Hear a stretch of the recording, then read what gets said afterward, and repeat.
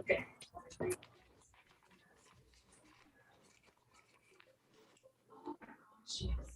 Oh, you're short.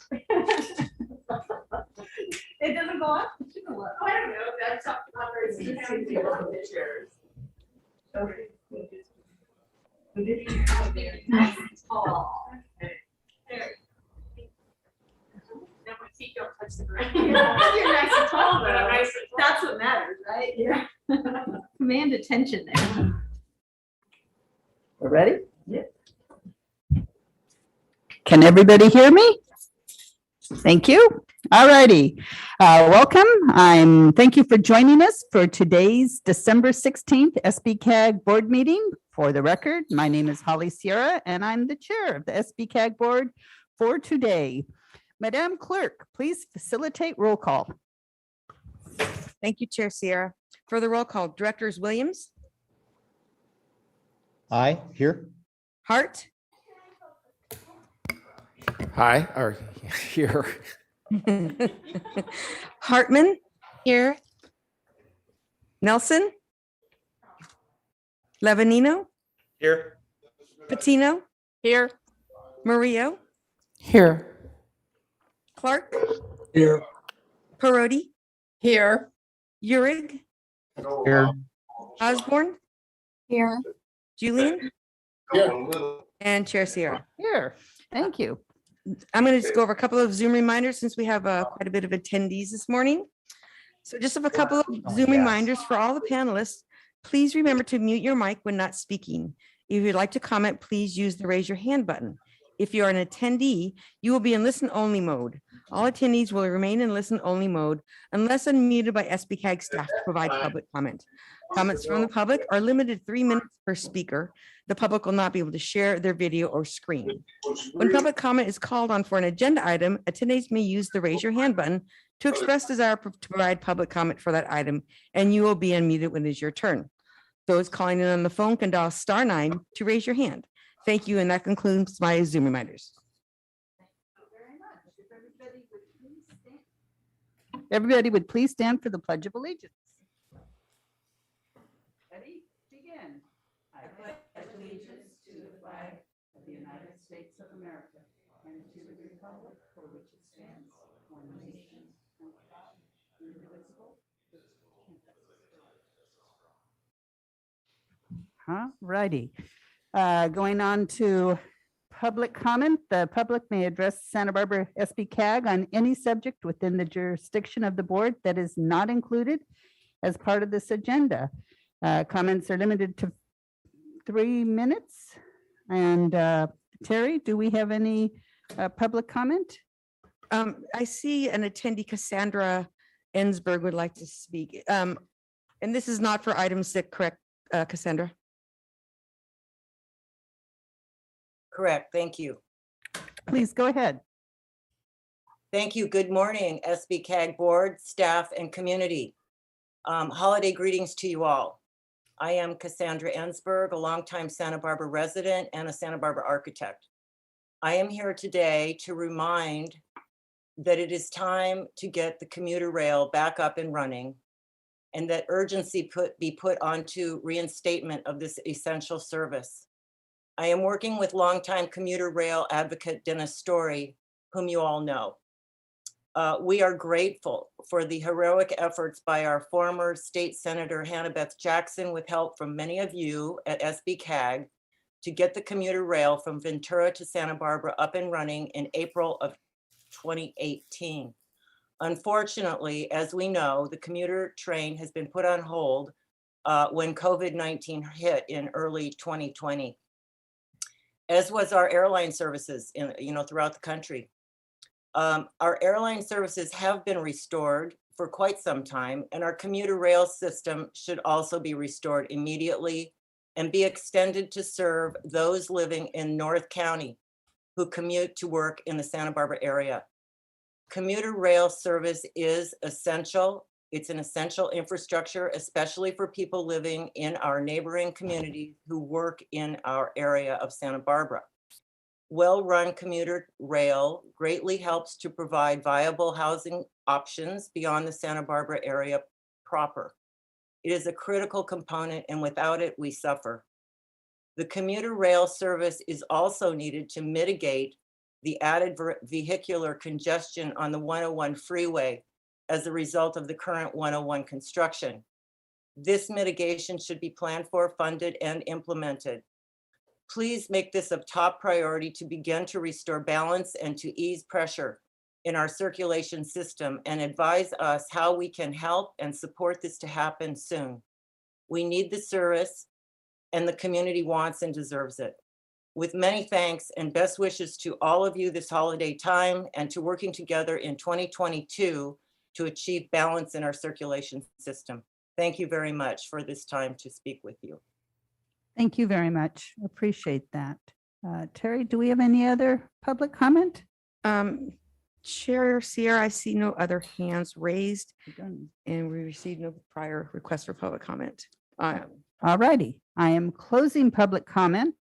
Moving on to item 4, approval of the consent calendar. Do any of directors want to pull any items from the consent calendar? Don't see any. Don't hear any. Pardon? Director Urig. Sorry, thank you. I just had a question on a couple of the items. One was on the Easy Lift agreement, which I believe, let me trying to, I think I had it out here. Item 4D, page 8. I'm just specifically wanting to know about the DBE, the Disadvantaged Business Enterprises. And being that I'm kind of, again, a little late to the ball game on some of these things, I'm wondering what or who has been approached as that would be someone that is a DBE, because it says here we're supposed to give those advantages. And is that something that, how do we know that there's compliance with that part of the agreement? Do we want to answer that or just pull the item and come back to it? Scott Spalding is on the line. Okay.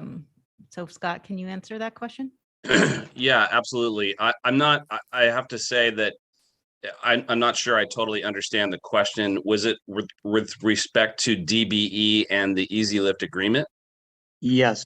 So the agreement states that we're supposed to, as SBCAG, give DBEs, they're encouraged to participate. I'm not saying we haven't done that as a group, but I'm just wondering how is that being monitored? How do we know that they've at least been offered the opportunity for the agreement to participate in this agreement? So just maybe a little bit of background on the agreement itself. Easy Lift is the South County's consolidated transportation service agency, which is a official designation. We have 2 in the county, 1 in the North County, 1 in South County. And so the CTSA organizations are responsible for community-based transportation, which is kind of a broad catch-all phrase, but things like health and senior and that kind of thing. The agreement that we have is with Easy Lift to operate the electric shuttles that we're purchasing in their service. So it doesn't really necessarily have anything to do with DBE. This wasn't any kind of a competitive procurement or anything like that. Okay, that probably explains it better than anything. I was just curious about that. Okay. Thank you. Were there any other items that directors would like to have pulled? Terry, is there any public comment? Oh, Charlie, did you have another one? Just one last question, and it's Okay. actually related to Buellton. It's item 4F, which I think it's the expenditures and the attachments. On page 6 for Buellton, it says that it does not show any money allotted for it, but it has a line item that says Buellton Road Diet Study. And I'm just wondering, what is the road diet study?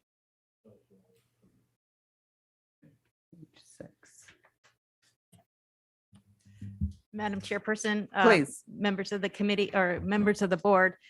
This was identified as a possible work product that we were talking about with 246. And we were applying for grants to see if we could obtain a grant to do this work. And Mike Becker is online as well. I'm not sure where the status of that grant is. Yeah, Director Urick, this is Mike Becker, Planning Director, staff. So that project is included solely as a placeholder at this point, in case funding does come available that we can move forward with the project. Okay, I understand that part. I just was wondering what exactly is a diet study? Yeah, Director Urick, it came out of the St. Inez Valley Traffic Circulation Safety Study. We're looking for options to reduce the number of travel lanes on the west side of Buellton from roughly Industrial Way to the western city limit to slow traffic down and make it safer for the city's residents to cross the highway, the state highway. Okay, all right. I just was kind of curious. Charlie, caught my eye. Charlie, Thank I do appreciate it. We just had an accident last Saturday with a driver from Lompoc doing 100 miles an hour through town on a rim of a car, lost control at Avenue of Flags and ran into a family in an SUV. Fortunately, the family was okay, but that's our road diet. We have issues with the traffic going through east and west from 101. We have a wide, well, you've been here. We've wide open Absolutely. spaces and we need to shut it down. Yeah, So thank you. Thank you for your interest and your concern. thank Any you. other I was just questions? curious. Thank you. That was it. Okay, public comment? Chair Sarah, we received no requests for public comment prior to the meeting, and I see no attendees with their hands raised. Thank you very much. Closing public comment. Is there any board discussion or is there a motion? I can make a motion to accept the consent agenda. Thank you. Hartman seconds. Thank you, Director Hartman. Roll call, Terry? Director Williams, Aye. Hart, Aye. Hartman, Aye. Nelson, Aye. Lavanino, Aye. Urick, Aye. Julian, Aye. Osborne, Aye. Patino, Aye. Parodi, I, except I need to abstain from the minutes. I was not there of November the 16th. okay. And Terry. Aye, on everything else. I'm sorry. Can we do one motion like that? Do we have to separate them? Okay, we're to separate them. The minutes. So this is just for the consent and except for the minutes. Okay, I, So you're a yes for She that. said aye. Okay. too. And then we have Prodi, I, Clark, Aye. Muriel, Aye. and Chair Sierra. Aye. Thank Motion you. passes 13-0. Now let's go Go back to the minutes. Thank you. I Motion can for the make a minutes. motion to accept the minutes. Who is that? That was Director Urick and Director Sierra seconds that. Okay. Okay, Director Williams, Aye. Hart, Aye. Hartman, Aye. Nelson, Aye. Lavanino, Aye. Urick, Aye. Julian, Aye. Osborne, Aye. Patino, Abstain. Parodi, abstain. Clark, Aye. Muriel, Aye. and Chair Sierra. Aye. Motion passes 11-0-2. Thank you very much. Alrighty, guys, moving on to item 5. Madam Clerk, will you please read that into the record? Thank you.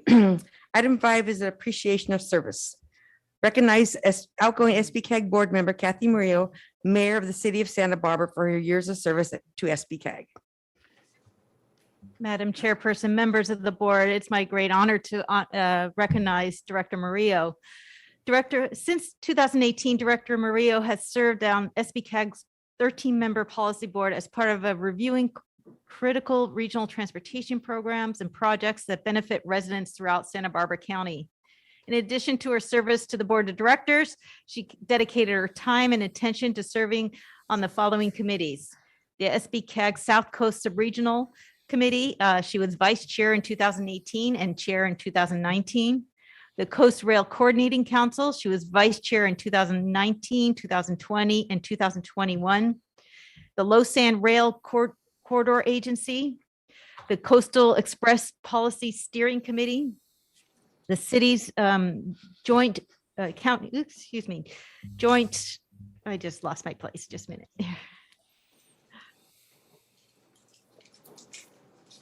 The city's county joint affordable housing task force group, and she was chair of that as well.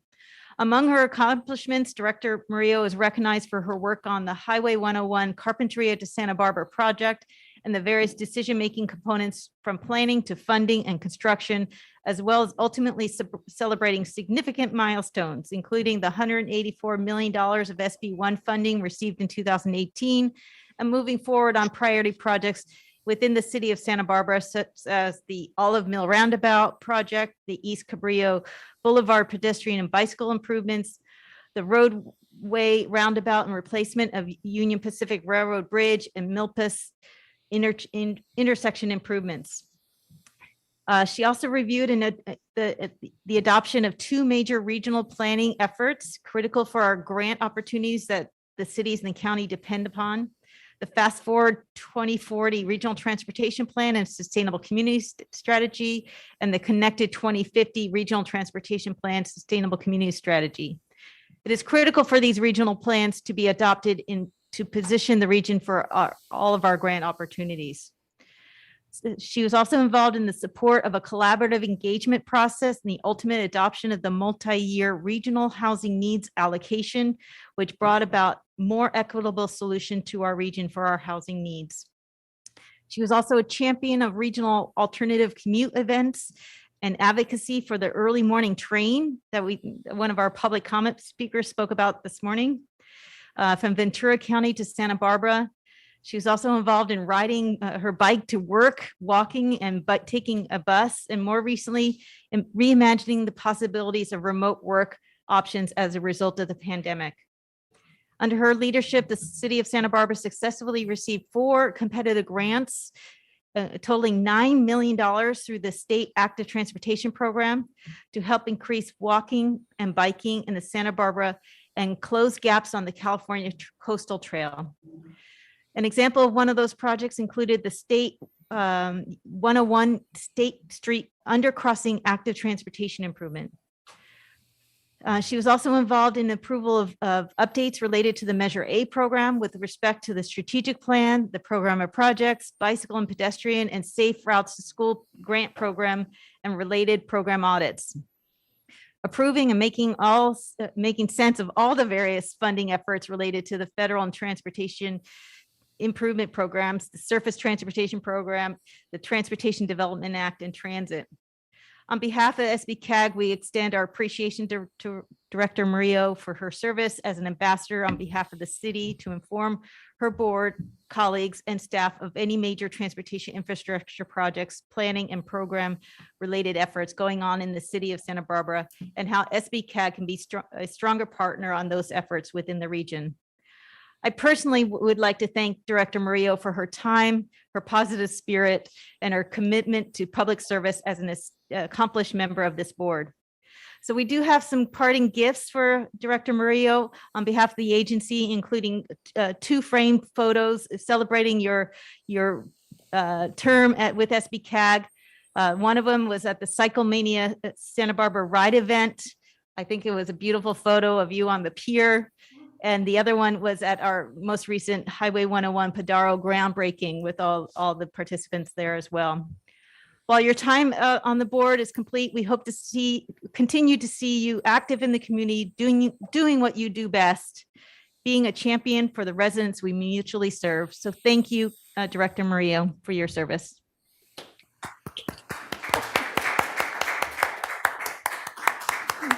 All righty. I'm sure you probably have a couple things to say, but first we're going to hear from other directors. I see Director Williams' hand up. Doss, go ahead. Well, I just want to say that not only has Director Muriel been a great partner on transportation issues, but what I've been really cut to the heart about these last couple of years is what a good partner she has been to the county on tackling homelessness. I mean, talk about an issue that has almost no political upside, that the solutions are always more controversial than the problem is. And yet the problem gets worse and worse. And, led by Mayor Muriel, the council, the city has been a great partner to the county on homelessness, on transportation, on climate change, on myriad issues. And we are going to miss you sorely. Thank you very much. Director Perotti? Thank you, Chair. Well, I just want to echo what Director Williams had said as well. And just, Kathy, it's been an incredible journey working with you. We've worked on several regional issues together, and it's been a pleasure. And I know how hard you work. You came into office, oh my God, there was like a fire, the Thomas fire, and then the mudslide. You worked very hard, and I've seen it firsthand. And I look forward to seeing and hearing what your next journey, where it takes you. Thank you, Kathy. Thank you. Director Hartman? Well, I just want to tell you, Kathy, how much I've enjoyed you as a colleague. You're tireless and fearless, courageous in working on behalf of the city of Santa Barbara and the issues you care about.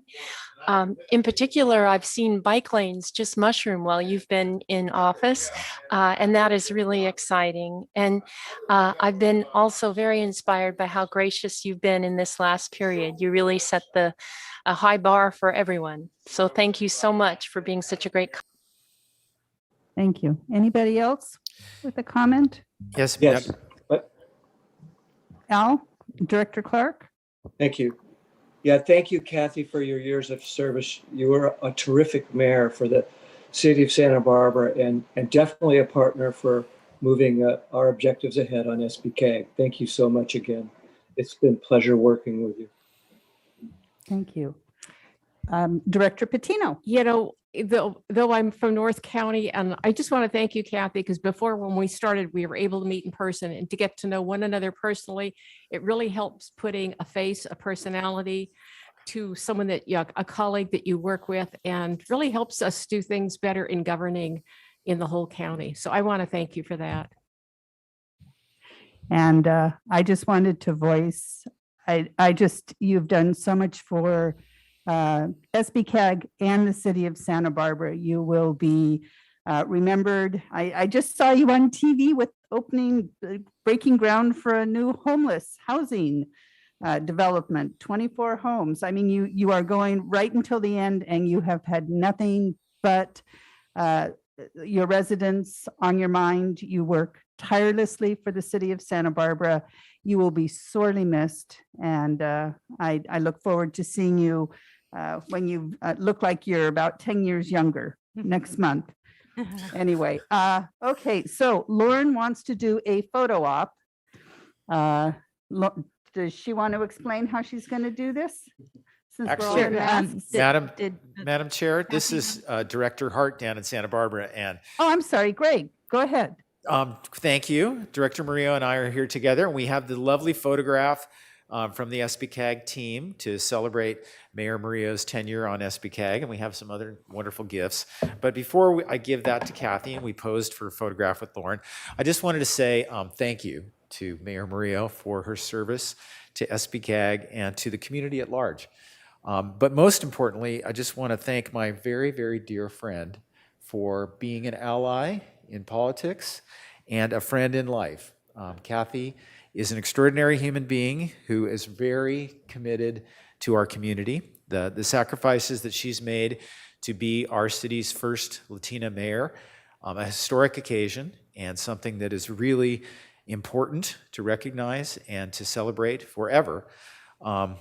We'll never really know how hard Kathy has worked these past 4 years on behalf of the residents of the city of Santa Barbara. And there's many examples. All of my colleagues had a great list of them. But the thing that I always have been impressed by Kathy is her work with youth who need help. This is a deep passion of Kathy. She has been an incredible mentor to young men and boys and women and girls who need help, who need adult intervention in their lives.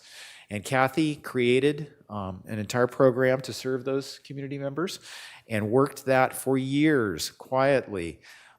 Every Saturday morning, I attended many of those meetings, and her leadership was essential to getting that effort going. And it has changed people's lives, and will continue to do that. And the next generation of those people's lives will be changed as well, too. So the depth and breadth and value of Kathy's contribution to our community can't be overstated. She is passionate about everything she does, and we are really lucky to have served with her for this time. And thank you, Kathy, for everything. Thank you. Beautiful. Okay, now maybe before our photo, we'll get if Kathy has anything to say. Yes. Thank you.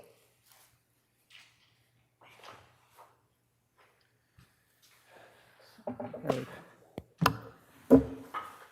Sorry, I'm organizing my gifts over here. Thank you so much, everybody, for those kind words. And I certainly want that list from Ms. Kern. I'll need it for my resume. It's been an honor to serve on SBCAG. I remember when I first started, I was amazed at how one phase of one project costs more than all of our city annual budget. And I remember leaving going, wow, this is the big time. The responsibility here is immense, and the decisions that this board makes affects residents and businesses and the quality of life for the region and the state of California. We work on housing and transportation, and those are the bread and butter of what makes people's lives better. And then I'd like to thank the staff. And Mr. Hart, Director Hart, you were actually on the staff, I think, when I started. So here, glad to be in your sunlight. Ms. Kern, you're the best. Your staff. I'm here with the contingent, the faithful. And even though a couple of them are San Francisco Giants fans, I still love them dearly.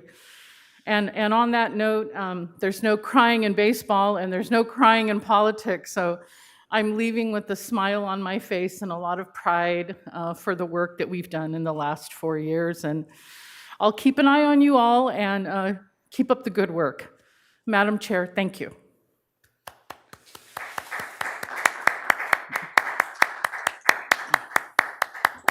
Okay, photo time now?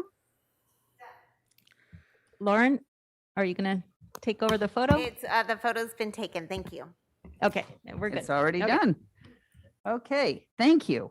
Let's move on to item 6. Terry, could you read that into the record? Certainly. Item 6 is the Highway 101 Reserve Funding Rincon Trail. 6A, receive update on Rincon Trail project and options for funding cost increases. 6B, provide direction on various options for funding, pre-construction and construction cost increases. Yes, I do. Director Sierra and directors, it's good to be here this morning in Santa Maria. So today's update is on the Rincon Trail Bikeway. It's a regional bikeway project. If I can get the PowerPoint up on the screen, to whoever's running that. And I'll jump into that in a second. But thanks, Martha. And then but more specifically, why it's being brought to the board is that we're talking about a scope change in the project and potential options for delivery to complete this important project, and options for funding those that come to this board and because some of those options are related to general Highway 101 corridor funding. All right, thank you. Thank you, Martha. So right here is the opening slide of the Rincon Trail. And many of you got, so the presentation that you are hearing today is a little bit shorter than one was given last week at the sub-regionals. Several of you attended that, and we went into a lot of detail on the background. I'd be happy to get into similar background information, but I have summarized the presentation somewhat to just get to the heart of the matter and have some discussion on the options going forward. The Rincon Trail, as you see here, runs along the coast south of Carpinteria down to Rincon Point. The objective of the project is to complete a gap in the California Coastal Trail. And so I'll get to the next slide. Okay, so this is the plan view.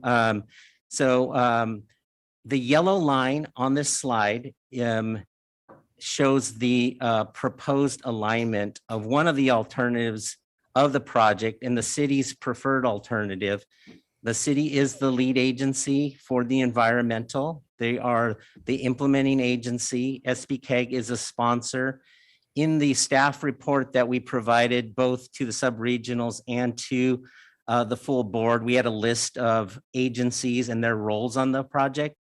Caltrans has a prominent role in the sense that they worked with the city on a coastal development permit and local coastal program amendment. And this project is one of the balancing projects for Highway 101 and Linda Casitas improvements, which are one of them, the latter, Linda Casitas, has been completed, and then the Highway 101 Carpinteria segment will be complete in 2022. The purple line that shows here shows the separation between jurisdictional lines for the city of Carpinteria and the Santa Barbara County. So most of the approximate mile length is within the county, but the city is the lead for this current project. And then there will be some transfer of right-of-way, a little faint in the slides, but you may be able to see it, is the right-of-way lines that are shown. And this one doesn't have a pointer. So there is state highway right-of-way, which runs along Highway 101. Most of that right-of-way is proposed to be relinquished to the city of Carpinteria. There is a bridge that we'll be showing that crosses over the Union Pacific Railroad. So that's that primary feature that runs right in the middle of that plan view. And then it continues up into Carpinteria to the north and then underneath Highway 101 and down to Ventura on the south. And we're all aware of that. Currently, the project is funded in a number of different ways. Pre-construction funding has been provided to the project through grants for Measure A Ped and Bike that the city, in partnership with SBCAG and the county, has gotten. There's also been some RSTP funding that's been provided, and then active transportation program funds. And then construction funding in the amount of $6 million is currently secured. It hasn't been allocated, and we'll be talking a little bit more about the risks associated with that. There's $6 million, and we do need quite a bit more to complete this project. The project schedule, we will be getting into some of the timelines. I have a graphic that shows kind of where we are and where we need to go in order to get those funds allocated for construction.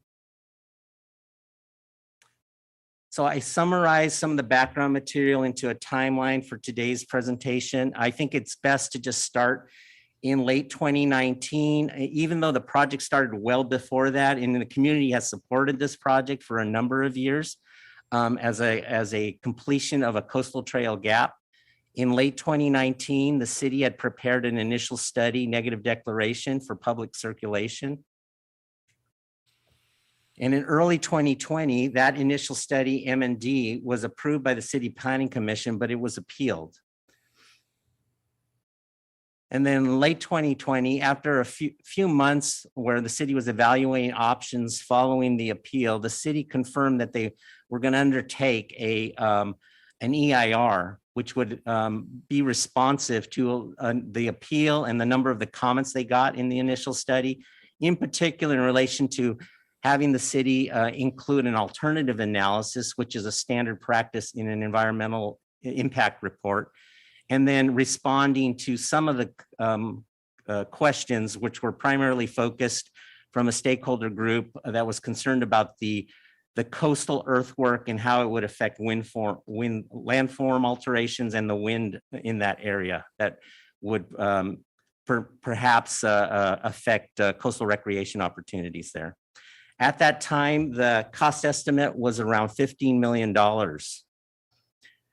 So knowing that information, the city initiated the Focus CIR. They proposed no significant changes to the preferred alternative that they had identified at that time, though they did include other alternatives that the city had considered in that document, including an alternative that ran along the freeway. And you probably saw in public comment, there was a number of references to that. And then they included more technical studies on that earthwork modifications that were being proposed. And then in the spring of 2021, the SBCAG requested that the city provide an update to our South Coast Sub-Regional on the project progress, and in particular to daylight the situation we were in related to the overall project costs in relation to the funding, to get out in front of that.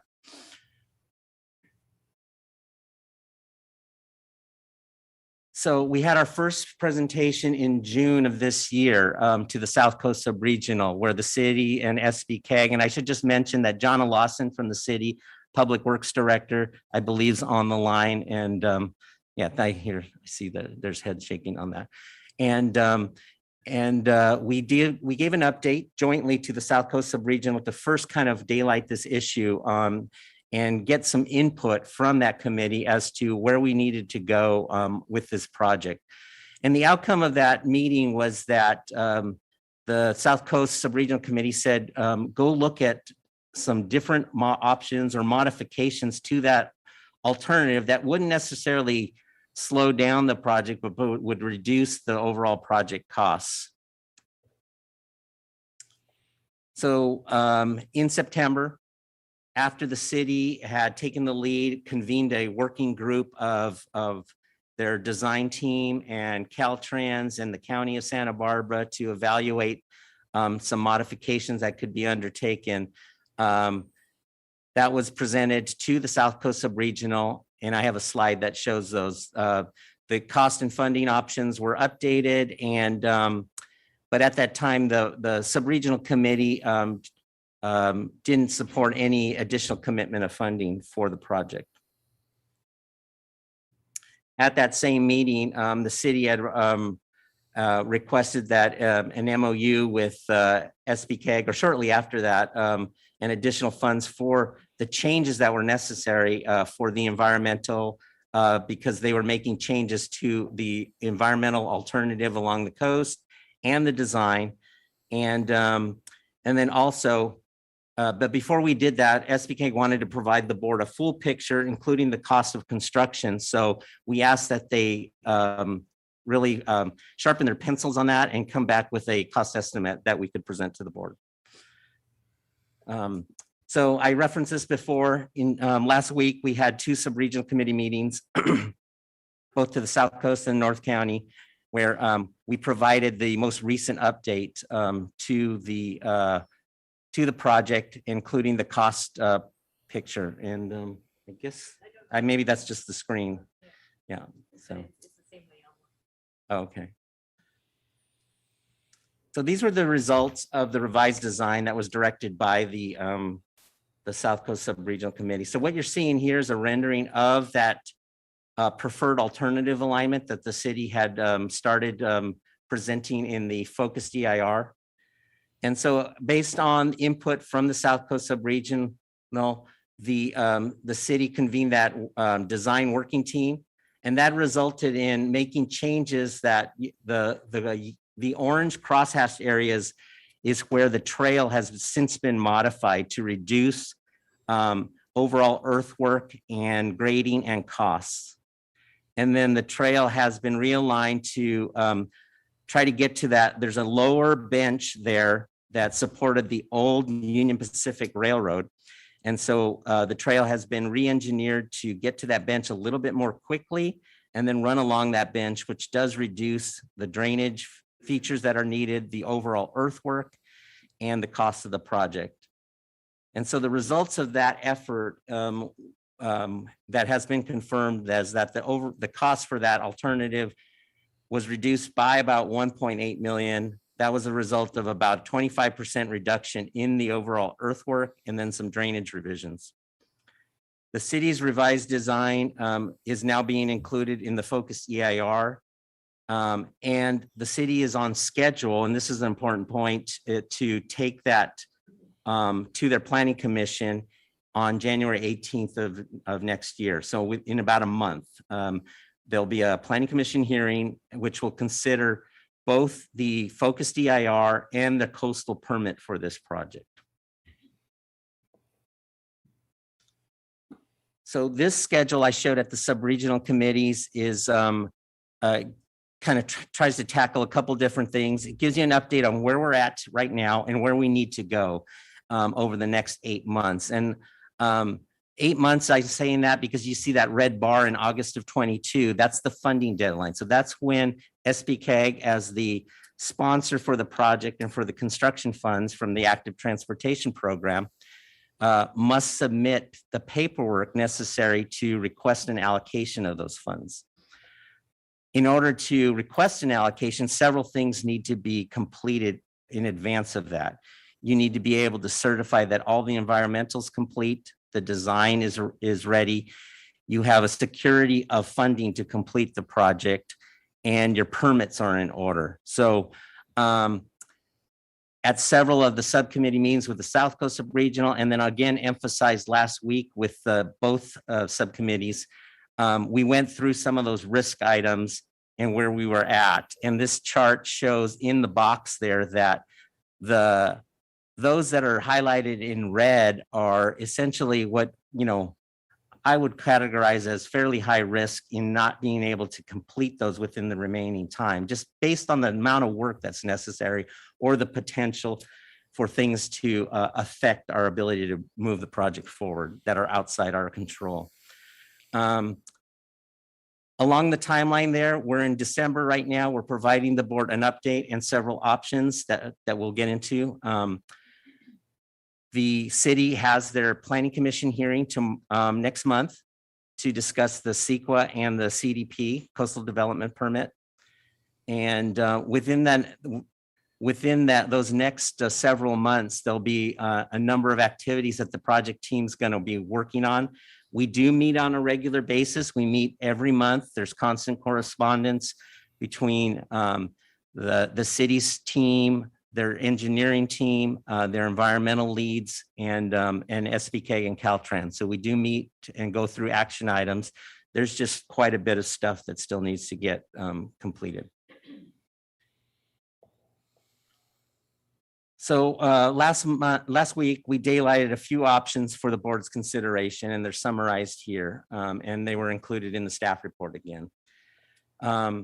We identified options A, B, C, and D. So option A takes up where a recommendation or input from the South Coast Subregional in September that supports moving the full project forward, completing the pre-construction efforts, and now we know that what's required there is some additional funding to complete that effort, and also support the fully funding the construction for the project. And I'll have some details as to what the fiscal impacts of each of those options are. Option B supports getting the project ready for construction, but assumes based on some outside circumstances, we might not meet our deadline in October, whether the project gets challenged, which sometimes projects do when they're outside the control, but we'll advance the project as much as we can, commit the pre-construction fundings toward that, but defer action on any capital funding on that, or seek additional funding should we not make our deadline. Option C was an option we came up earlier this year during the summer when we first presented this item to South Coast Subregional. It looked at ways that we could just reduce the overall cost of the project by phasing it.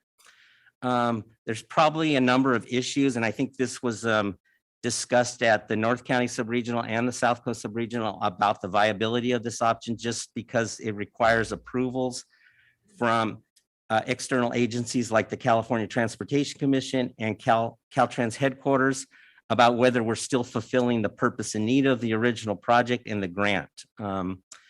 But in the intent of this option, it would shorten the project, reduce the cost, use whatever ATP funds we have, assuming we could still deliver with that August deadline, and then try to backfill that with additional funding from another source to make up the difference.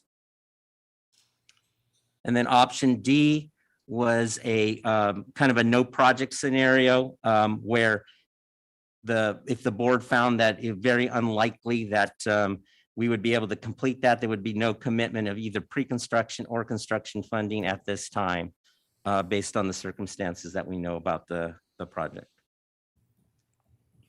And then just graphically, here's what that would look like from the actual completion of the project. So option A, so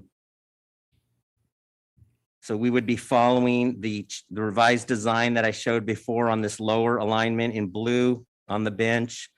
That redesign, as is outlined in the staff report, required additional work on the EIR that the city was preparing, and then to have to redesign the project for that last, let's say about 1/3 of the project. Required additional design work, and the design had been nearing 95%, so fairly detailed at the time to have to go back and redo that. It does result in the cost savings of about a 1.8 million, but the work for the pre-construction, including some right-of-way easements that the city's identified that are required for the project, is on the order of about $550,000. The proposal would be to use the Highway 101 reserve. RSTP would be one of those sources. And then it would require $12 million from that same Highway 101 reserve.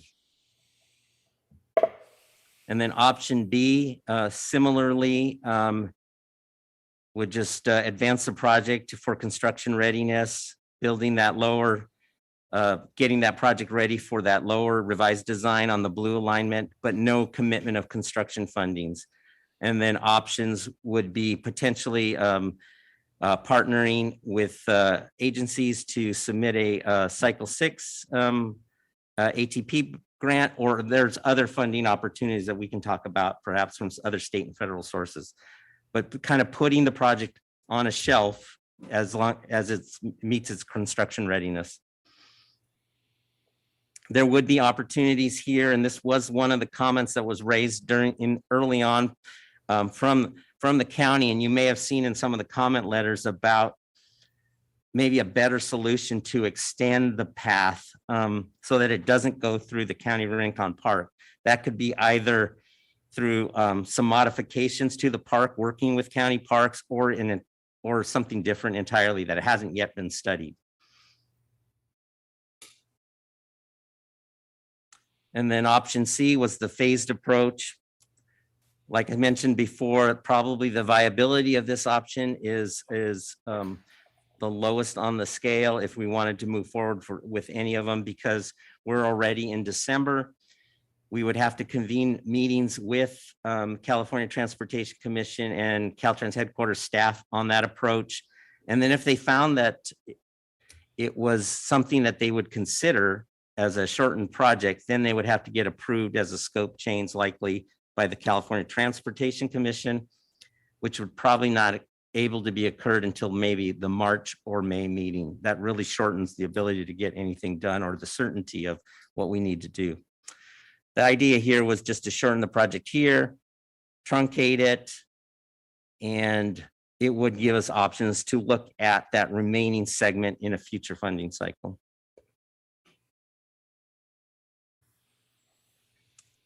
And then option D, I explained before, it would just, not advance the project currently, so none of this would move forward. So this table was included in the staff report. It kind of summarizes the fiscal impact of any of those options. So we have $6 million in ATP. That's shown in the first column. That's the current programming.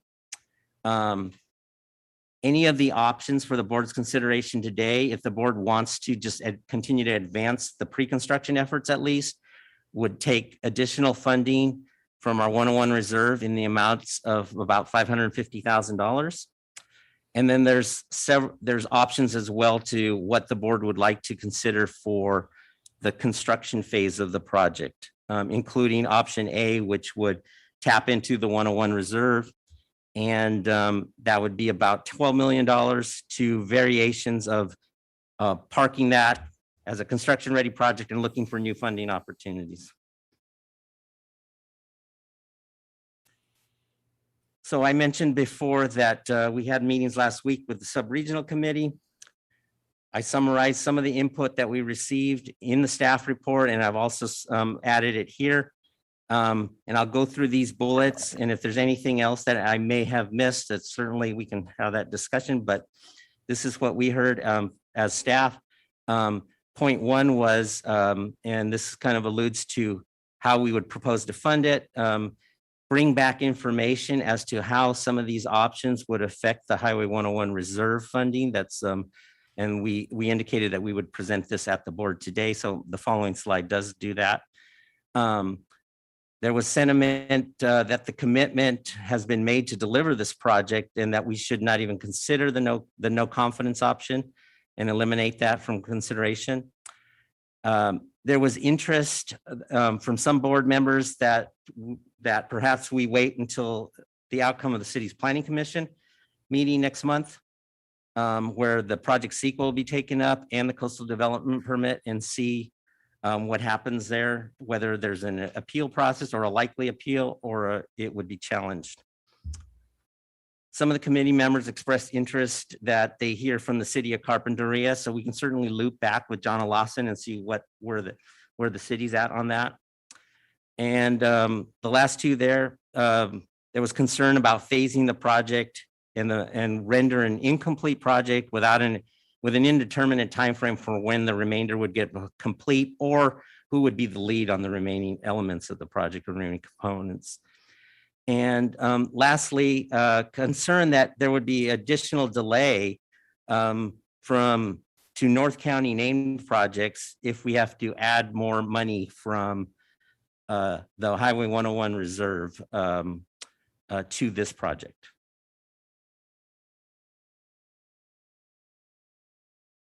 So this is the last slide. So regarding the Highway 101 reserve, just as a reminder, this was a term that was used to establish by board policy, establishing a reserve to prioritize any discretionary funding to the top regional priority, the Highway 101 corridor.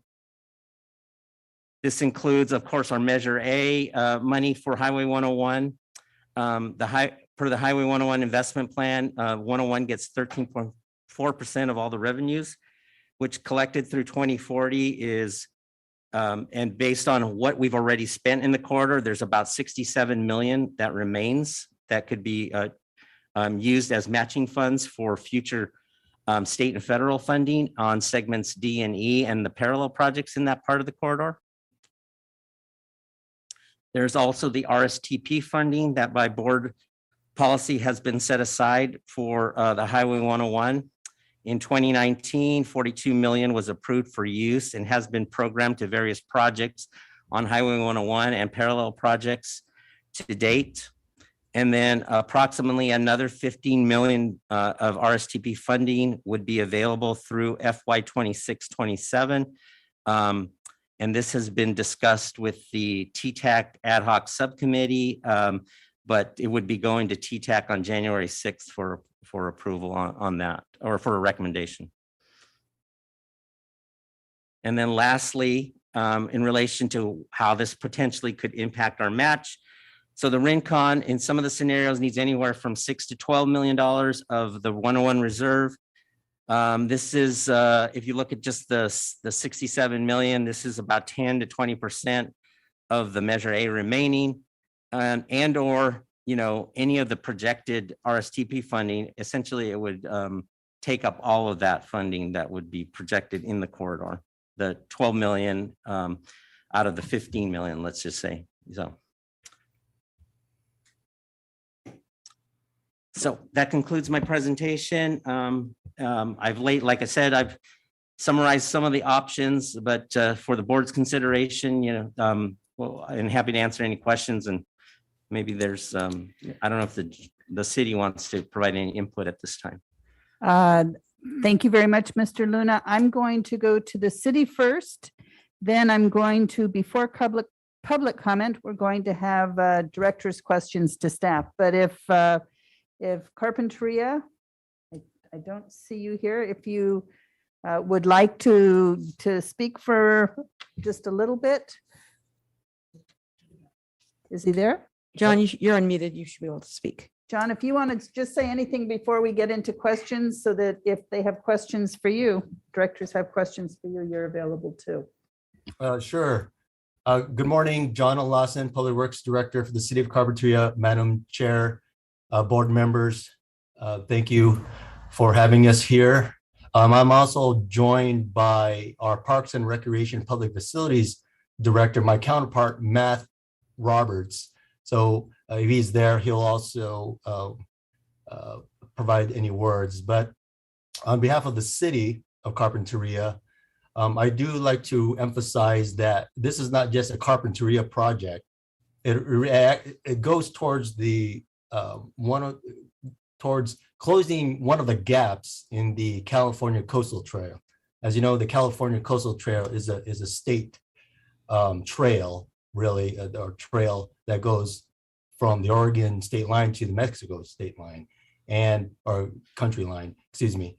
So what this project would do for that is add to the trail system, close that gap, and at the same time, regionally provide the alternative transportation to this area. It is a part of the condition of approval, just as a reminder to the city's CUP, CDP, to the Caltrans project, namely the Linden Avenue and Casitas Pass intersection and Via Real extension project. So that's the reason why the city is the lead agency to this in regards to the environmental document, as well as the construction phase of this. So the city does appreciate the board in considering deliberating on the additional funding that's being requested for this project. And with that, I'd like to turn this over to Matt Roberts if he has any words. Thank you.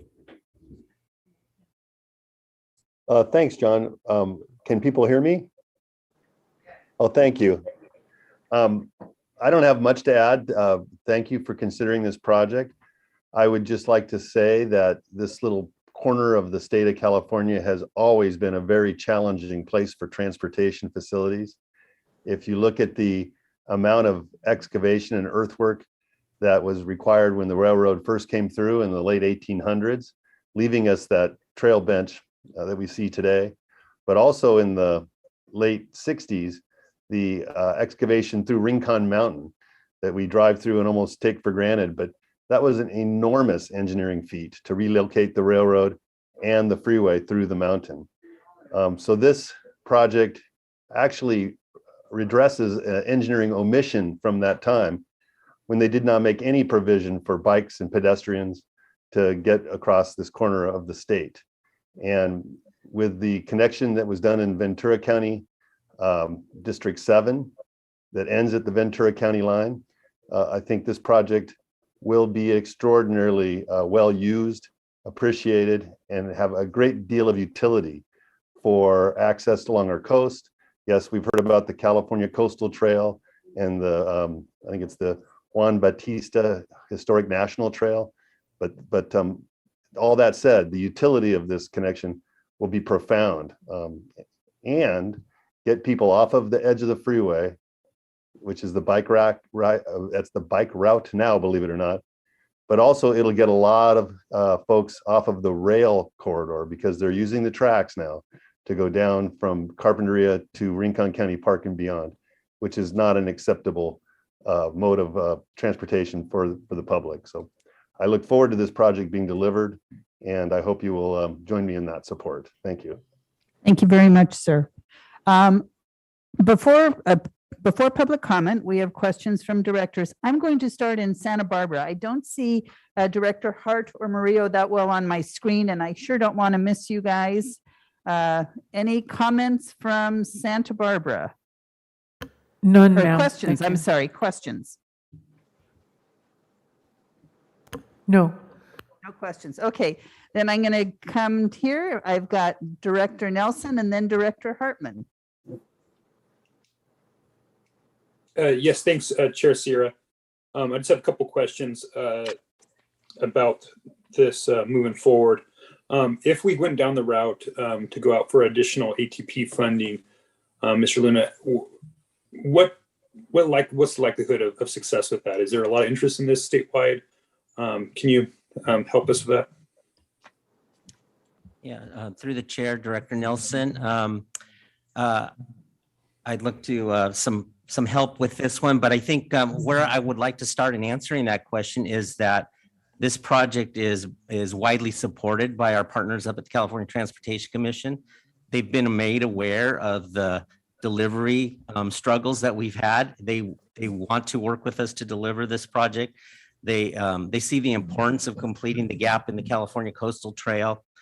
When this project was originally applied for in $6 million, the amount of grant funds in ATP have actually increased over years, as you probably have been made aware.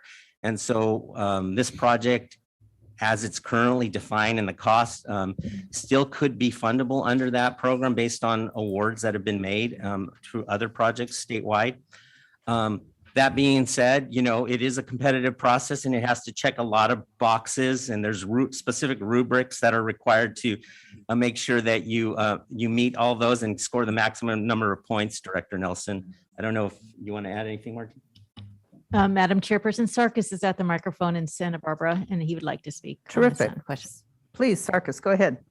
Thank you, Madam Chair, directors. To answer Director Nelson's question, you know, the project would be competitive, but given the competitiveness of the program, there's no guarantee it would be funded, but it would be competitive since it is increasing biking and walking and closing a gap on the California Coastal Trail.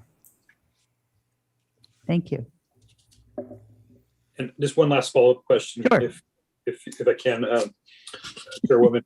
And so this project, I want to make sure I understand its relationship to the 101 widening project. I know it's important regionally, and I'm supportive of the project as a whole. I want to make sure that's clear. But this isn't a name project, but is it it seems obviously to be somewhat of a parallel project. Is it dependent to deliver this project to be able to deliver the 101? Help me understand a little bit better. Yeah, so I'll start with that. Yes, Director Nelson through the chair. So two things. I heard a couple questions, and as we had responded at the sub-regional committee, so it is not a Measure A named project, the Rincon Trail. It is, as Mr. Lawson mentioned in his information, it is a project that is considered a balancing project that was also characterized as a parallel project to Highway 101. That was identified in the local coastal program amendment that the city and the Coastal Commission approved for the 101 Carpinteria and Linda Casitas projects. And so it is a commitment and a condition of approval in those documents to complete that project with Caltrans as the applicant, the city being the lead on developing the project. Caltrans applicant, city lead. Okay, great. Thank you. Thank you. Director Hartman? Yes, I mean, it seems to me option D is out. This is far too important a project. It seems to me that option A is out. You know, we just can't guarantee that we would deliver it on time, given the design, the permits, the right-of-way, the agreements, and then the appeal. So for me, it comes down to a choice between B and C, and I'm trying to get to C, but I don't understand exactly what that would mean. Um, i- I guess it means 6 million we'd have to take from our 101 funding, but what would the appeal? And we have to then also make sure that it fulfills the grant purpose, that people would say a truncated project at least is enough. But then in addition, is that at risk of delay from the appeal? If that were the case, then I guess we would have to wait really to act. So that's my question. Director Hartman through the chair. Yeah, option C is a little difficult to comprehend, but it proposed to phase the project. It is contingent and still affected by any kind of challenge to the project. So if the project EIR was challenged at the City Planning Commission meeting, our ability to move that project, even that option forward, would be affected. And yes, it would require approvals. We would, if that option was supported, we'd have to immediately convene meetings with our partners at the Transportation Commission, California Transportation Commission, Caltrans headquarters. We did have some preliminary discussions this past summer about that potential. There's no certainty that it would be approved and the ATP funding would be supported for that truncated project. They may find that it just is too dramatic of a change to support the purpose and need of the original project. Madam Chair, Director Clark may know a little bit more than me about this, but we're the two local folks down in that area of the county. And my sense of it is that C does have more potential for the appellants not to, or the prospective appellants not to appeal. At least my communication with them indicates they are less concerned about a project that ends up there than a project that goes through. So that is a possible advantage of C if something can be worked out between the city and the Soaring Association, for example. Madam Chair. Thank you, Director Williams. Director Clark. Thank you. This is really part of Measure A. It was a condition of approval to get Phase 3 approved. Without this condition, Phase 3 wouldn't have happened. And I'll read a section of the condition of approval. It's section 3.7.15. I'll sort of shorten it here, but it says the completion of the trail shall not be contingent on any other factors such as, but not limited to, the applicant's ability to secure funding from outside sources, while construction of the trail remains the sole responsibility of the applicant. The city, county, SBCAG, and Caltrans shall commit to continuing to work cooperatively to complete the construction of the Rincon Trail, and that word complete is in there, completion of the trail. I see that, C sounds like a good compromise, but it doesn't comply with the condition of approval. In terms of the appeal, the city has the potential for an appeal. The city has hired a fluid engineer who studied the aerodynamics of the site that the soaring community uses. And they have concluded that it would not impact their ability to fly from that location. So, it's good that they raised that concern, but we think that the city has answered it by hiring this engineer. So, it is problematic, but Caltrans has said that this is an SBCAG responsibility, and so it is a Measure A related project. Thank you. Thank you, sir. Are there any other hands up? I had a couple questions, but if there's any other directors out there, Director Urick?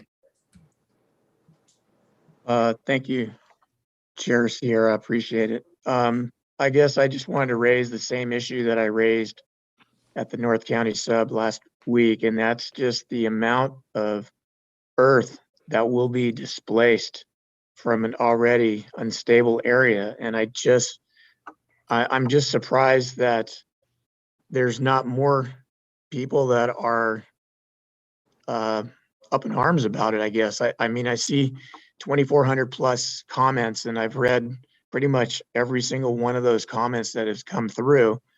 And that was my initial thought just initially. And so I'm wondering why this is the project that is trying to be pushed through on the south side of the highway. What was the city's thought process to not consider the north side? And I guess that's just for the city of Carp, because obviously I haven't been part of that discussion, but in trying to read that 400 and something page document, I'm just trying to find some of the environmental impact reports and the impacts that it would have on the bluff. And I mean, there's a reason why the railroad moved to the direction where it did. It's because historically the bluff gives way, and we've seen it all along the coast. And I guess to me, it's still just a concern. We can spend $18 million on a project now, and in 10 years down the road, there might not even be some of that bluff left.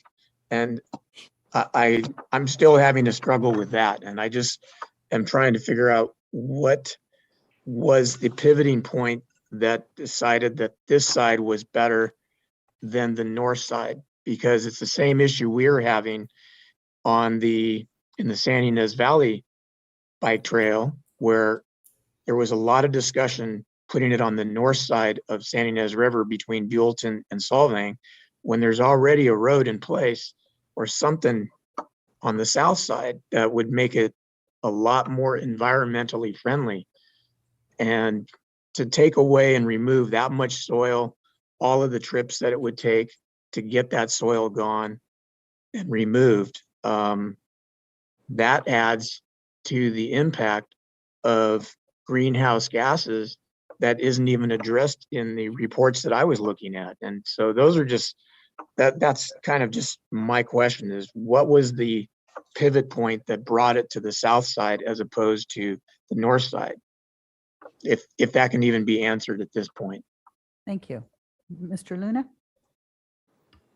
Well, I think that's probably a question for the city of Carpinteria to okay. respond to. Yeah, I know Matt Roberts has a long history as well. So. And Matt Roberts has his hand up. Yes. Okay. Wonderful. Thank you.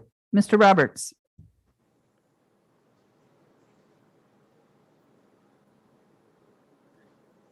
Go ahead, Mr. Roberts.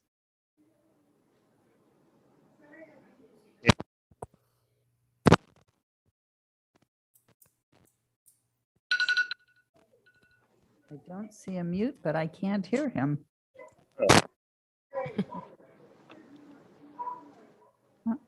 Now. Very faint.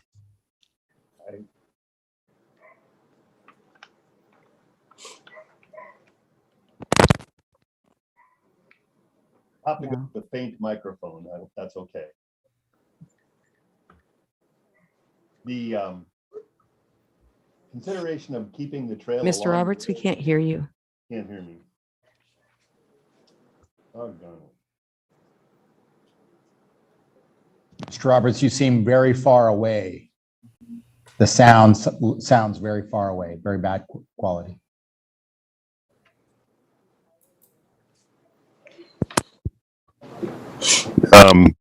Perhaps That's much better. Much better. Thank you.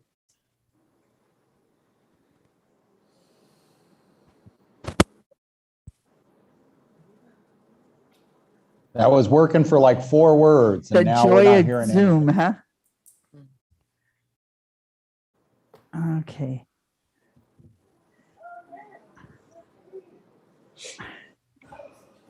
Let me ask Mr. Luna a quick question while Mr. Roberts gets his mic working, if that's okay. If we went with option B, Mr. Luna, and we gave the city of Carpentria the $550,000, if they got their work done in a timely manner, we could still use the ATP grant funds, correct? I mean, that's not off the table. If we went with option B, we could, if things started going smoothly, we could add in other monies, correct? Excuse me. Yes, Chair Sierra. So option B is yes, set up kind of as a stepwise fashion so that we would continue to support, or the board would continue to support the project advancing for construction readiness, approving construction, pre-construction funding to complete the environmental document and the design and go as far as we can under the hopes that we can deliver the project, but with the potential that we perhaps wouldn't. But if we are able to, another item would have to come to the board at some point in the future about how we would propose to fund that project or look to other funding options. And, there may be more clarity over the next several months about other funding options other than just RSTP. Thank you. Thank you very much. And do we have you, Mr. Roberts? Chair Sierra, John Eliason from the city of Cart would like to speak. Okay. Please go ahead. Hi, this is John Eliason. I actually have Matt Roberts in my office here. Good. Put the mic with him now. Thank you. Sorry about the technical difficulties. I would, in response to the question about was the along the freeway alignment considered, the answer is yes, it was studied. It was not considered the project preferred alternative. And one of the reasons. Is there any way you could get closer to the mic? I'm sorry. We can hear you, but not clearly. Is this any better? Great. Not really. So the alignment for the trail along the freeway was considered as one of the project alternatives, but it wasn't considered the preferred route for a couple of reasons. One of those reasons is it would also require a lot of grading to get the separation from the traffic lanes of the freeway. There would need to be a cut into the slope on the north side, a long lineal, I don't have the length of it, but a lot of retaining wall in order to accomplish that. There's a variety of utilities buried on the edge of the freeway, so there'd be significant utility avoidance required. And it would not have a very good user experience. And as a parks director, the trail is not just a mode of getting there, it's the experience of being on that trail and seeing that coastal vista characteristic. So this trail will have profound ocean views, of a very, very positive trail experience. And it's that kind of experience that will encourage its use, really, really help people want to be on that trail and use it. I will say in terms of the excavation, of course, this is a very, very, very small percentage compared to what was done to that mountain already. But we are hopeful that there will be a very local disposal site for that. We have some use for some of the spoils on the Rincon Preserve project. And we also have, we see some prospect for a couple of other local remediation projects that will want that soil. So we don't think the haul route is going to be long. Those are speculative, I agree, but there's hope that the haul route will be very short.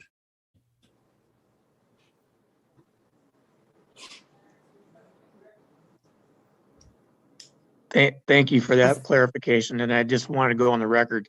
I do not oppose this project at all because I think it would be absolutely an amazing experience, as Mr. Roberts mentioned, to be able to ride your bike or walk or run along that whole entire bluff area all the way down to C Street, get some waves in. Thank you. All righty. Before I go to public comment, is there anybody else with a question for staff?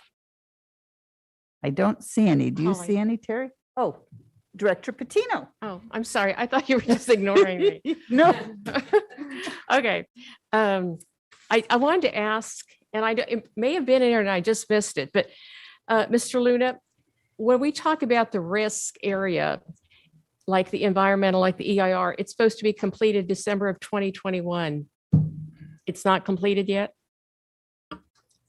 So the environmental, so the city is finishing their environmental impact report in response to the original appeal. And so, yes, that would be certified, is my understanding, at their January 22 Planning Commission hearing.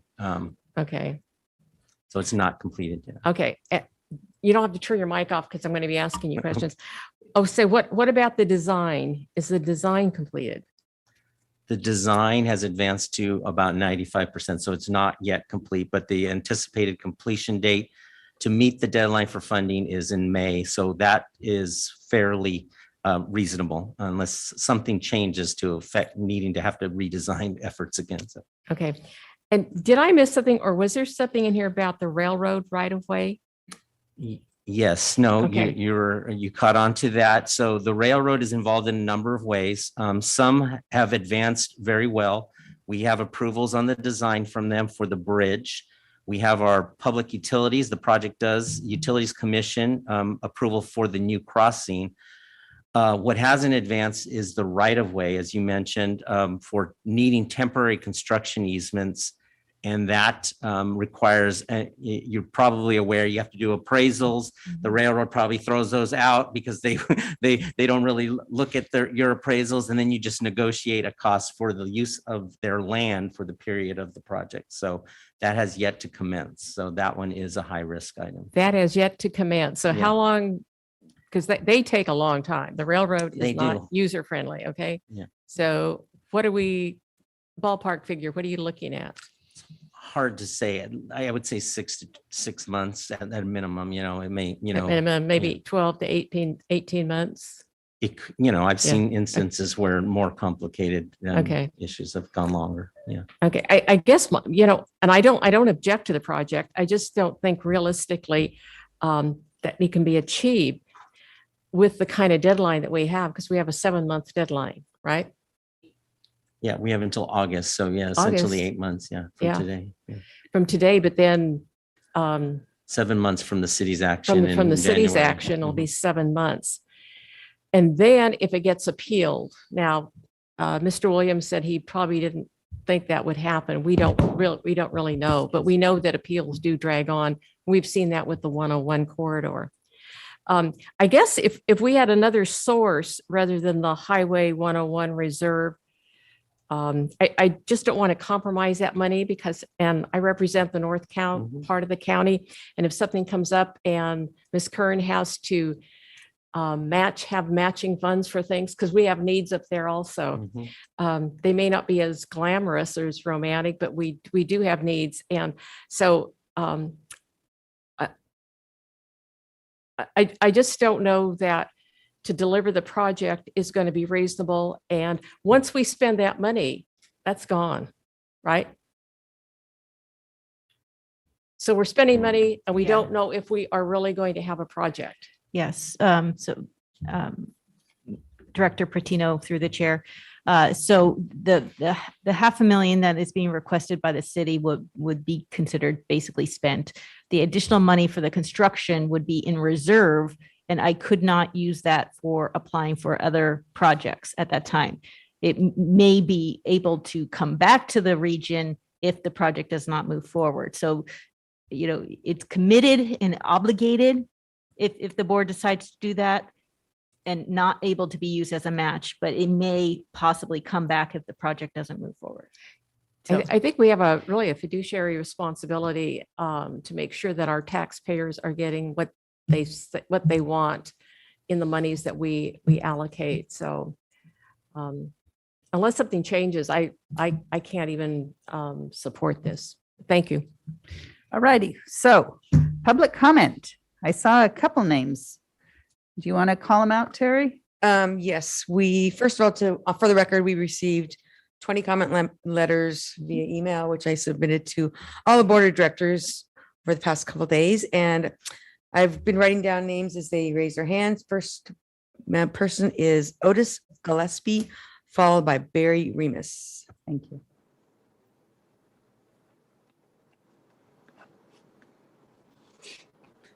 Sir, go ahead.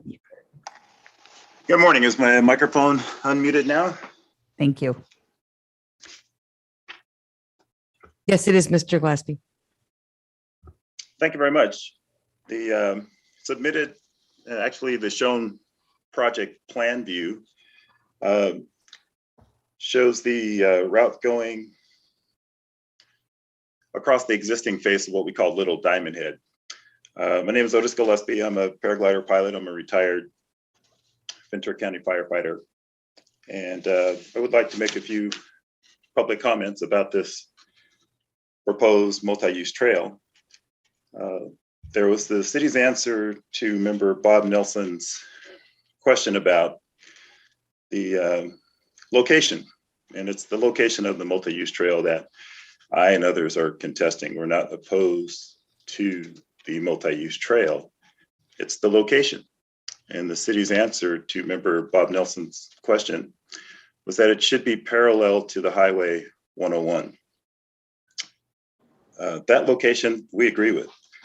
And because it's consistently parallel to Highway 101 from Bates Road into Ventura, we would like it to maintain that position, whether it's on the southbound side of Highway 101 or it's on the northbound side of Highway 101. Mr. Roberts spoke to the utilities that may need to be removed on the north side. But in addition to what potentially may be utility removal, there'll be no bridge needed to go over the Union Pacific Railroad. The bridge exists on Bates Road, and the bike path will easily go under the Union Pacific Railroad bridge and also the US Highway 101 bridge.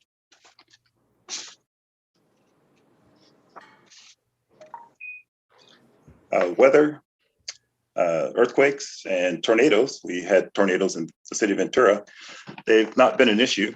And we have a 20-month extension of a projected 24-month construction project.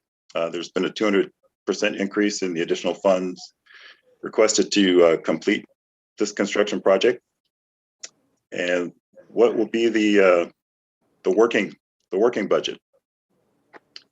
There was a question or comment by member Ulrich about the north side of 101 being considered.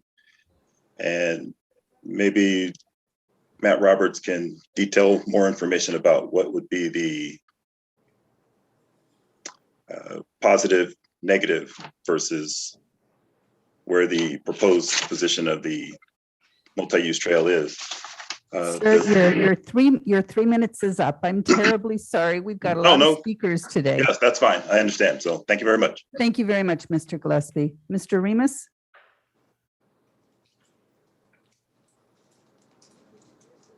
Well, good morning, Chair Sierra and supervisors and board members.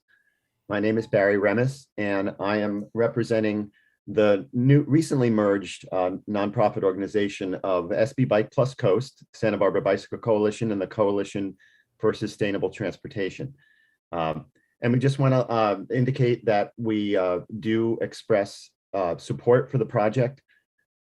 It's obvious that the benefits of this project to close the gap on a key connection of the California Coastal Trail, which would bring both connected access, convenient access for pedestrians, bicyclists, ADA, even equestrian access, etc. But most of all, safer access. And as Mr. Roberts mentioned before, currently access through for cyclists and pedestrians, surfers, etc., are making use of unsafe crossings of the UP Railroad, and also inconvenient access of having to cycle literally on the shoulder of the freeway, which isn't really pleasant to anyone. So I think we can all undoubtedly agree that the benefits of the project to be able to provide that access to close the gap. And we do encourage you, seeing both the parallel need and the commitment made for the Casitas and Linden projects to deliver the project. It's a difficult choice that you have regarding the funding options, and we realize the time is of the essence.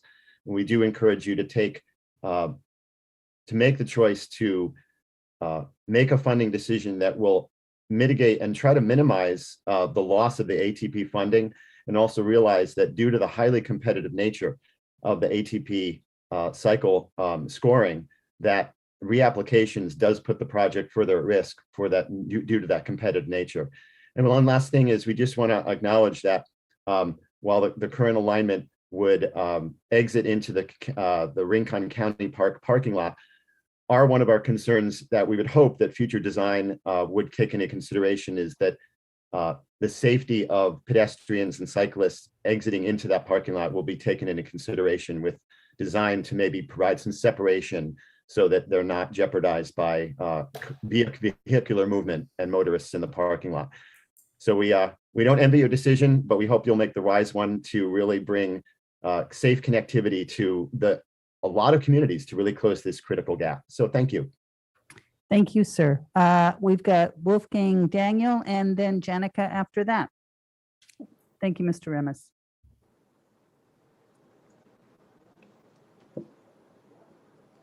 Hello, can you hear me? Yes. Hi, my name is Wolfgang Daniel. Thanks for hearing me out.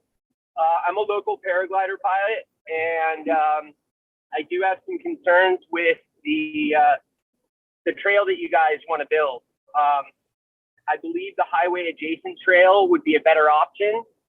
I got to listen a little bit about the wind study, and I noticed that there was some emphasis on the wind study being done by an engineer, and really what we need is a pilot or someone that uses it that can actually explain what's going to happen, because things on paper might look a certain way and you might be able to say, hey, it's not going to be affected, but you've got hundreds of years of paraglider experience telling you that it won't. I think it would be a great shame to destroy something to create something new. You have something there that's beautiful, that brings tourism, it brings people that don't even fly just to come and hang out, to watch, to have picnics. And by getting rid of that, you're really taking away something that's kind of an icon and a historical piece of Carpinteria. I feel it'd be a really big shame, and I see that there are some alternatives, and I feel it'd be a great thing if you decided to go with one of the alternatives that would leave the flying side alone. Thanks for hearing me out, and I hope you have a great day. Thank you, sir. We've got Janica and then John Graynold. Hi, can you hear me? Yes. Oh, great. Okay, so it's so heartwarming to hear all the love and appreciation throughout each of your testimony when you were praising one of your colleague, Kathy's acts of service to the community. That really was so nice to hear. I think that's proof positive that I think wonderful things can happen and can be accomplished if we work together towards a common goal. I think all of us on this call want the same thing. We all want a safe, cost-efficient, and environmentally friendly solution to building a better bike path so that everybody can use it. The plan as Carpinteria submitted currently, it would include removing 230 million pounds of coastal soil, which equates to 117,000 tons of dirt, which would mean 5,000 truckloads. That's 5,000 trips via truck moving soil from one place to another. I lived in New York City. I lived in Hong Kong. I live in California. And so I know how expensive real estate can be, but $12 million for 0.2 miles of path equates to $12,000 per foot. That's just not cost efficient to me. Already this project is almost 2 years behind schedule, potentially 200% over budget. I don't think the situation can be solved by throwing more money at it. I think the highway adjacent design, which does not include any soil removal costs, should be investigated further. As Mr. Luna, the initial presenter, quoted, this option, the highway adjacent option, has not yet been studied. I think it must be studied. As we witnessed, this path is half in the city of Carpinteria, half in the county of Santa Barbara. So the question of who is going to manage this, I think before more money gets thrown at this, a construction and maintenance agreement between the city of Carpinteria and Santa Barbara County must be nailed down so that administratively the flow of work is clear and things can be efficient and things can get done. And as someone else mentioned before, Caltrains has not yet granted a permit to transfer the right of way to Carpinteria. That's going to hold things up further. Safety. Funneling all the bikes into a public parking lot is not safe. A member of Carpinteria's architectural board was hit personally by a bicycle and injured. A friend I personally know, his wife was hit and injured by a bike funneling into the parking lot as it is now. If you build this bike path with the design currently as it is, think about how fast e-bikes can go. Imagine e-bikes going into a parking lot with little kids running around. Not safe, I don't think. And then the environmental impact. The California State Department of Fish and Wildlife on April 28th of 2021 commented on Carpinteria's March 2021 environmental impact report and noted 3 endangered rare species of plants on 4.31 acres would be uprooted by the current I design. hate to interrupt you. Your 3 minutes is up. I'm terribly sorry. And Okay. Thank you very much. John Graynold and then Carl.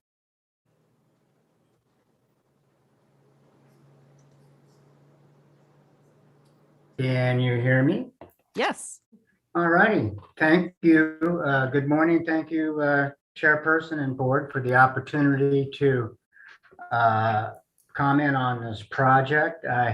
I've got to say that I'm really appreciative of this board being in place and doing what they do, protecting the taxpayer dollars here. I am looking at your different options here, and I can see there's a lot of work. It's pretty easy to just follow the advice of staff because there is so much work. I mean, you've got an environmental report that's several hundred pages long, just about. But in this case, I'm asking you not to just go ahead and run their report because it looks like it's going to be a waste of money.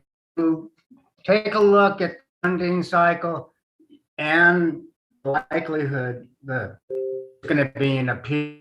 We're just not going to make it this time. You need to actually acquiesce to a funding cycle. And, you know, it could be more money available from the transportation funds in the future here. So you know, certainly with an option that assumes there's going to be an appeal, assumes that it will not be ready for development in the time cycle that's required here. The design, we need a bike path, but this design is not going to work on the south side, the ocean side of the bluff. It's some money, $1 million at it. This small planning department in and they go back to the drawing table, the design is even less permittable, and there's no way it's going to get past the. So please don't throw any more money on this until you get a design that's not going to be appealed, that's actually going to be a safer bike path and is not putting before the horror fund something that hasn't really been designed to a state where anyone's going to approve it. And you can, at Carpinteria is going to be heavily attended and seriously appealed if it's a design anything close to what we're looking at on the thank you so much for the work you do. Thank you, sir. Appreciate your comments. We're going to go to Carl and then Dylan Laughlin. Hi, Carl here. Can you hear me okay? Yes, sir. Thank you. So just chiming in, I'm a Carpinteria resident for 30 years, hang glider pilot. So I'm biased that this project not affect the hang gliding, paragliding, which has been going on there for 45 years with the permission of the landowners that own the bluff above there. And I'll just state that this particular site is very historical for hang gliding and paragliding, as is Rincon Surf Point. We've spoken with the Surf Rider Foundation. They're really with us to create a better bike path. And the reason that we're pushing for that north side alternative, whether on the north side of the bluff or the actual north side of the highway, actually the north side of the highway was kind of a suggestion. I think it's great because it involves no bridge. So $1 million saved there. It's never been truly studied. We don't want to see the bluff disturbed to the extent that they're talking about is 5,000 truckloads, as it will affect the airflow. And we have multiple years of experience. I've personally been flying there for 25 years. The design as it stands now, if it changes, we don't have another place to go fly. I mean, we can't just go to another bike path to go fly. It's really critical for us. And it's not a iconic site. We've started a petition. We already have 3,000 signatures on the petition to change the bike path, the design, the way that it is. So there's large support to create a better bike path that doesn't affect us as flyers. So I'm opinionated in that way, but it's a large part of my life and where I spend my time. I'm now 60 years old. So appreciate the thought and the process, and please try and include us in it. We haven't really been included by the city. We've been asking and going to meetings and pretty much being brushed aside. So appreciate the help on that. Thank you. Thank you, sir. Dylan Laughlin and then Kevin Heinrich.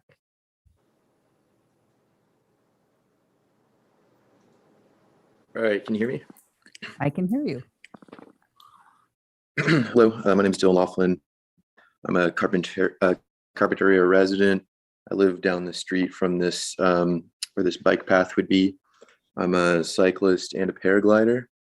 And in both perspectives, I'm kind of unhappy with this trail.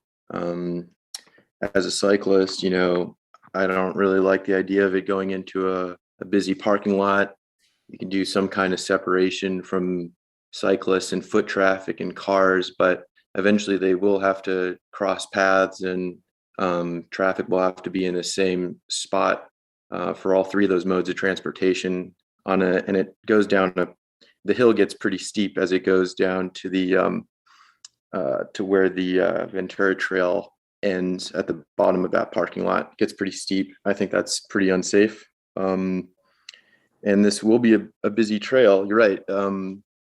I think there's more plans to put sort of a satellite parking lot up on top of the east side of Carpinteria Avenue, kind of using this path as, you know, a connection to the lower parking lot to the beach, which is great.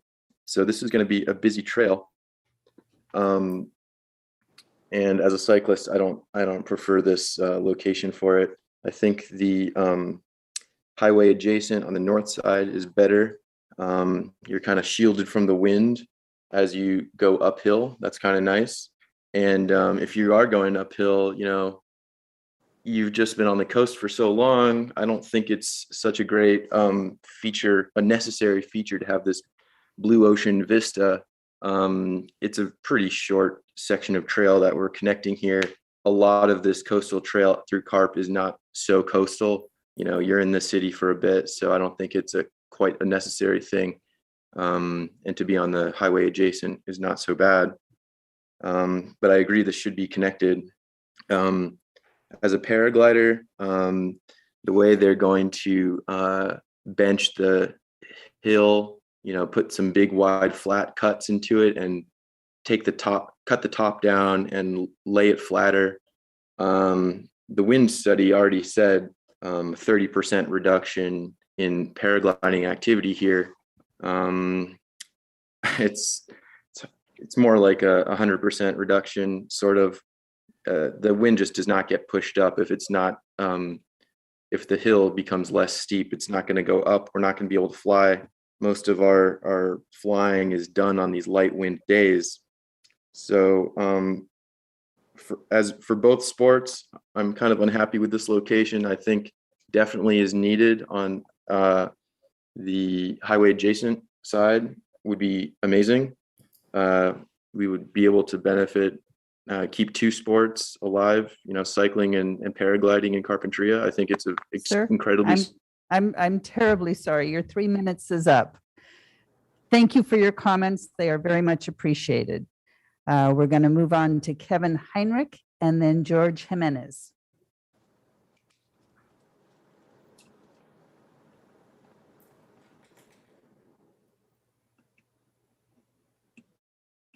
Mr. Heinrich, you Hello. can go ahead and speak. Can you hear me? Yes, sir. Hi, I'm a paraglider pilot here, and I just want to echo what some other commenters have been saying to consider the highway adjacent option on the north side of the bluff or on the north side of the highway. I won't belabor any of those points too much, but I find it a little silly that, for 0.2 miles of ocean vista, we're going to move all this soil, destroy a historic flying site, and dump a bunch of cyclists into a busy parking lot. I think there's a lot of ocean vista you get at other points on the bike path, and we don't necessarily need that right there. And would also just like to mention that the wind study that was mentioned, that almost seems to be trying to discredit paraglider concern, is completely theoretical, and to my understanding, no actual study of the site was done. It was just based on kind of theoretical understanding of wind flow. Yeah, that's pretty much it. I think a bike path's a great idea on the north side of the bluff or north side of the highway. I think if you try and rush through this project, you'll only hit more kind of obstructions and delay as our communities kind of get more defensive of this historic site. Thank you so much. Thank you, sir. George Jimenez and then Santa Barbara Soaring Association. Can you hear me? Yes, sir. Didn't think I was going to be able to speak, so I didn't prepare much for this. I was working all night. Anyways, I think that the only reason why they're going with the route that they're trying to go is to get more funding. And there is no reason why they shouldn't go the other route. We have plenty of views. It would be less destructive and a lot cheaper. You could do it with a handful of crews in a week or two and get it done proper and safe. The route that Mr. Roberts is talking about on the backside adjacent to the freeway, saying there are many utilities. He is totally exaggerating. I've been a long-time member or Carpinteria resident for over 60 years, and I've seen a lot of things go on. And this is totally being exaggerated so he can get the funding. I totally oppose this. The other thing is dropping all this traffic into that parking lot, which my wife was put into the hospital because of a car backing up. She couldn't stop in time and went flipping through the air and broke her body up. I totally oppose this. And for the city to just drop it in there without any concerns of safety and saying they could have a separation is totally untrue. We are way overcrowded there as it is. People are not able to park when there's any kind of activity or any kind of surf at that parking lot. They are taking more and more room away. And if you take our side away there, I am a sportsman of all types, water and flying. If you take that away, it would be like taking Rincon Surf Point away from the surfers. I don't think anybody would like it. I totally support a bike path, but do it cost effectively and safely for all, not just to satisfy Mr. Roberts. Thank you. Thank you, sir. We have Santa Barbara Soaring Association and then Angela. Can you hear me, everyone? Yes, sir. Well, thank you. My name is Jeff Longcourt. It just happens to say Santa Barbara Soaring Association because of us running our Zoom meetings this way. And truthfully, I've had to work all day, so I'm just jumping into this here. Got to pay those city taxes. But I would love to just support you here and say that we're respectfully making these requests. I do just want to point out that we have been making these requests for 2 years, ever since the design came out in its current form. We've made hundreds of public comments. We have that petition with its signatures. With over 2,500 signatures, that's, I believe, more than a voting district in Carpinteria. You know, it's significant. And our requests really haven't been heard. And that's really why we're out of time and money here. It's because this design is getting forced by the project planners.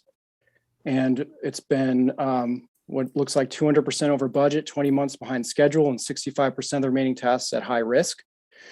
And it's because this blue ocean view has been forced and the community groups have not been heard. I'm also a cyclist. And in being a serious cyclist, I do not want this path to go into a crowded parking lot. I want it to be direct and I want it to be safe that way. There's really no plan yet, as you've heard here today in the meeting, for dealing with the traffic when it goes through that area. And there's been injuries already in that parking lot without adding more traffic. Including things like e-bikes that can go over 30 miles an hour, speeding into that area. You know, so you're blending people trying to do long distance commutes with people who are just trying to walk along or pull their cars out of there. That's a really dangerous situation. And from both sporting perspectives. I really want to mention that this alternative 4 and the EIR seem to be of huge significant interest to the Environmental Review Committee, and they said word for word that they thought it should be supported and did not recommend doing the south side because it impacts recreation. Those impacts are significant to us and they're not addressed in the EIR. That means that we're violating CEQA here. And additional delays are possible if you do that, and they need to be addressed. So on behalf of everyone here, both bike groups, Coast and the Santa Barbara Biking Group, Surfrider, and ourselves, the Santa Barbara Soaring Association, we're urging you to dig deeply into this and understand why these delays have happened, why it's out of money now, and then address the issues and maybe earmark the funds for Alternative 4 on the north side. That's the Environmental Impact Report Alternative 4. Thank you very much. Thank you, sir. I see one last speaker, Aaron Laplante. If there's anybody else, I'm sure Terry will let me know. Go ahead, Mr. Laplante. Yes, thank you. I just like to bring to light that the hang gliding and paragliding users have been the largest user group of the bluff for the last 40 years on a regular basis. And for them to be excluded and, completely drawn out of the picture for this project at the cost of $15 million is really inconceivable. I don't understand how anybody from the free flight community has never been invited to any planning meetings. A good project plan would be inclusive of all groups that use the bluff, including new ones that, we can throw into the plan, like the pedestrians, the equestrians, the bikes. So I do not support having the trail on the south side of the bluff exclusively for the reason that you're being exclusive of the biggest group of users for the last 40 years there. And the parking lot issue that the coalition guy that gave approval of the project earlier brought up his concerns of the parking lot too. I mean, that is county property. They're never gonna redo that for bikes because they're gonna lose half their parking spots if they do. So, it's out of Carpinteria's hands. It's a Ventura County issue. And it's a huge concern. So please don't be exclusive of our group, the biggest user group of that bluff for the last 40 years. It's a beautiful site and we don't want to lose it. So thank you for your time and consideration. Thank you, sir. Terry, do we have any other public comment? Chair Sierra, I see no further requests for public comment. Okay, and we did get the 20 letters earlier. I'm sure most of the directors have read them. And I bring it back, closing public comment, bringing it back to this board for discussion and action. Madam Chair. Director Clark and then Director Williams. Thank you. I'd just like to point out that as Mr. Luna mentioned, there is an alternative design that the city is working on that was in response to reducing the cost. And in addition to reducing the cost, it will significantly reduce the amount of dirt that has to be moved and maintain more of the soarability of the mountain face there. Thank you. Thank you, sir. Director Williams? Well, I mean, I think first of all, this kind of tests us a little bit about what the philosophy that this board has on commitments that we make in conditions of approval for our projects, and how we treat local jurisdictions when they have projects that are moving forward as part of our greater vision. And first, I don't believe that generally we should be telling any one of our cities how to design the projects where they're the lead. Obviously we should give input, but the option that's best for the people of Carpinteria is ultimately best decided by the local jurisdiction that is the lead. Our job is to fund those projects. And so I hope that we do not begin an unraveling of that kind of philosophy today by not backing this project. And particularly when it's conditions of approval for an approved project. That being said, I do think we have to get into the weeds a little bit more than we otherwise would. It is obvious to me that option A will get appealed by the Soaring Association. And it's hard for me to judge before the analysis comes out of the merits of their position. But the very fact that it's definitely going to be in opposition is something that we should take into account. And it's for that reason that if this board is not prepared to move forward with option A, I think we should do option C, because at least then that stops at the Vista point. Maybe the Soaring Association can agree with just that, and we can, debate the merits of any extension 10 years from now or whenever that comes up. But in the meantime, we could agree, hopefully, to get something done, and a project that will at least serve the people of Carpinteria with an extension of the existing one. It won't connect it yet, but at least an extension. I would also want to remind board members that if A or C was unsuccessful, the funds would come back to us.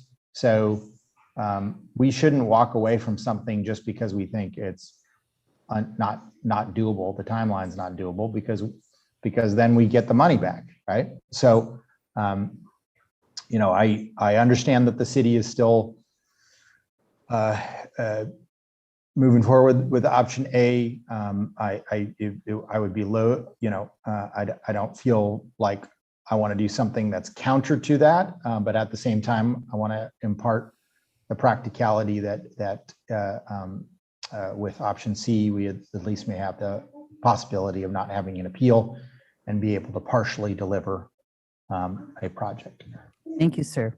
Director Lavigno and then Director Perotti. Thank you, Madam Chair. I'd just like staff's input on, I thought Mr. Clark and Mr. Williams were compelling as far as reminding us that this is a condition of approval, but I just want staff to weigh in on that. The last thing I want to do is, go back on a commitment that we made, but what is your take on that? Is that opinion or is that a statement of fact? The condition of the project was required as part of the Linden Casitas project, which was a STIP funded project. It did not have any Measure A funding at that time. But the commitment to the project was under an Caltrans requirement for the coastal development permit. And Fred's nodding his head telling me I'm saying the right thing. Yeah. Yes, that's correct. Okay. So, But so we- it's okay. Caltrans's requirement to deliver this project. Which we SB needed in order to build Linden Casitas. Yes, but SBCAG never, we didn't have an agreement with the city or the coastal development permit or anything. We were not party to that agreement. So I just wanted to be clear that. Understood. And so we volunteered to, this would be prior to my tenure here, but SBCAG volunteered to apply for the funding because at the time Caltrans was not eligible to apply for ATP funding. So we volunteered to apply for the funding and was celebrated and awarded funding in that cycle back in 2016. So we were basically providing the funding to implement the project. And then the city of Carpinteria volunteered to lead the project because SBCAG is not an owner operator of the transportation system. Okay, that helps.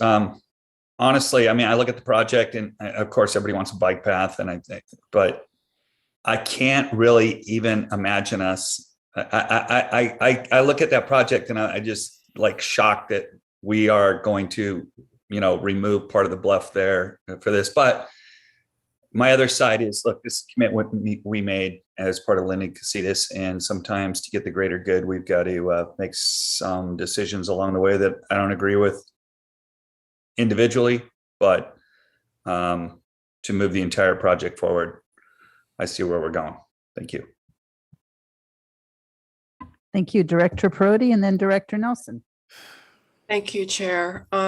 Wow, this is such a complicated and difficult decision. I'm trying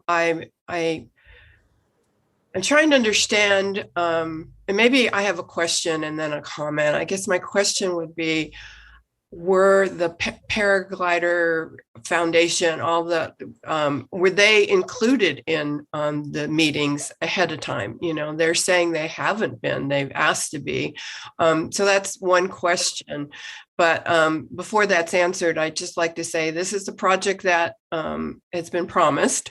And it's not just a Carpinteria project, it is a community, it's of a community benefit.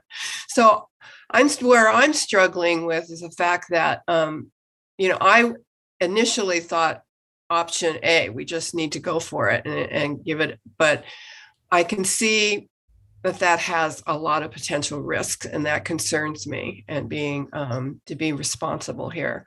So, I'm very anxious to hear from my other colleagues on the board, what option. I think we all are feeling that we need to move forward with this project, but how do we best do that? And it's a tough one for me. What an advantage to add this multi-purpose trail path to the area would be. So I guess that's my concerns, and I'd like to hear from others. But if we could just get a handle on why we haven't been talking to some of the groups that are speaking today, or have we, how it's always so important to get out in front of things. And this isn't a perfect example. Thank you. All righty. Thank you, Director Nelson, then Director Hart, then Director Hartman. Yeah, this is what I'm struggling with as well. I'm with Supervisor Hartman. The A and D are out, and somewhere between B and C that we need to try to make this work. And I'm something that Supervisor Williams said that I'm interested in is, so if we are not able to deliver the constructions or the planning, and we lose that $6 million, we wouldn't have to spend the $6 million out of 101 reserve. Is that right? Well, staff, I think, could answer it better than I can, but I think the how this works is we designate it. If the project goes forward, they spend the money. If the project doesn't go forward, we get whatever is unexpended back to us. And then in that time we probably reapply for the 18 million, like kind of go back to option B. So if C doesn't work, we'll kind of go back to option B, see if we can apply for the whole amount, and then we're not on the hook, because here's the thing where I'm coming from on this is I like the trail. I think it's a great idea. And I'm not going to second guess Carpinteria or the South Coast representatives about the design of the trail. I'm going to definitely leave that to them. But I did hear that this is widely supported. It's a state trail. It's important. It's Caltrans' responsibility. We're going to be a willing partner, and I'm glad to do that. And I want to help there. I'm all about us using at least the $550,000 to keep moving this forward on the pre-construction. I think that that's money well spent. And I'm not yet decided on whether I'm ready to make that additional $6 million investment. I think there's a low chance that we're going to get through this process in the next 8 months. I just know how difficult things are. But I can be an optimist too, and we can kind of put that money on the table and see that if it works out. I would really, if we go down that route, I definitely would like to see that money to come back to the reserve, and we apply for the full 18 million if we're unable to get through this initial ATP process. I'd feel a lot more comfortable because I think the whole 101 widening project, a lot of this has been Caltrans' responsibility, that the taxpayers of Santa Barbara County have taken an extra special investment in, and I'm committed to it. But we've been shouldering a burden for a lot of statewide needs here, and I just really want to be careful, just because it's might delay further projects. I want to get the 101 widening done so that we can move on. I've been saying, at least at the North County sub-regional, that what gives me heartburn is I know more money going to non-Measure A projects, even though this is connected. I get that delays some of the North County projects, and especially the Robinson Bridge in Lompoc, which is my highest priority of Measure A projects, just because of the threat to life and safety there. So anyway, that's where I stand right now. I'm firmly on B, but I could maybe go to C. I'm not quite there yet. Thank you very much, Director Nelson, Director Hart, and then Hartman. Thank you, Madam Chair. I think might be helpful to step back a little bit. We're looking at this individual project in isolation, but it isn't in isolation. It is part of the 101 corridor project, and it's a critical element of that. And so I think this project clearly has had some difficulties, and it's extremely complex, and it's going to continue to be complex for some time. But in the context of widening the 101 freeway through this entire corridor, including down in Ventura County and all the way up to Santa Barbara, this project has gone remarkably well in that time. The many, many years and the hundreds of millions of dollars, nearly $1 billion that has been spent to do all that work. So this having a little bit of heartburn with one element of that isn't completely unexpected, and we're going to be able to work through these issues. So the key here is to recognize that we're partners with Caltrans. We're partners with the California Transportation Commission. We're not going to finish this project without a strong partnership with those other entities. And ultimately, we're going to have a funding package that works for our partners and us. And we just need more time to work all these things out. We don't have enough information about the viability of this project in the long term, let alone the short term, to know what's going to happen with the CTC allocation. Doesn't look good right now, but that doesn't mean that money can't come back to us in a different form, in a different way, at a different time. So we just need to give our staff the space to work with the partner agencies, the funding sources that we're going to need to deliver lots of money to finish up this project. We're getting to the point with the 101 corridor that we can see the finish line. It's a couple miles away, but there's still a lot of money that is required to finish that. And we're just going to have to be honest and direct and transparent with those funding partners and explain, this project's complicated and hard.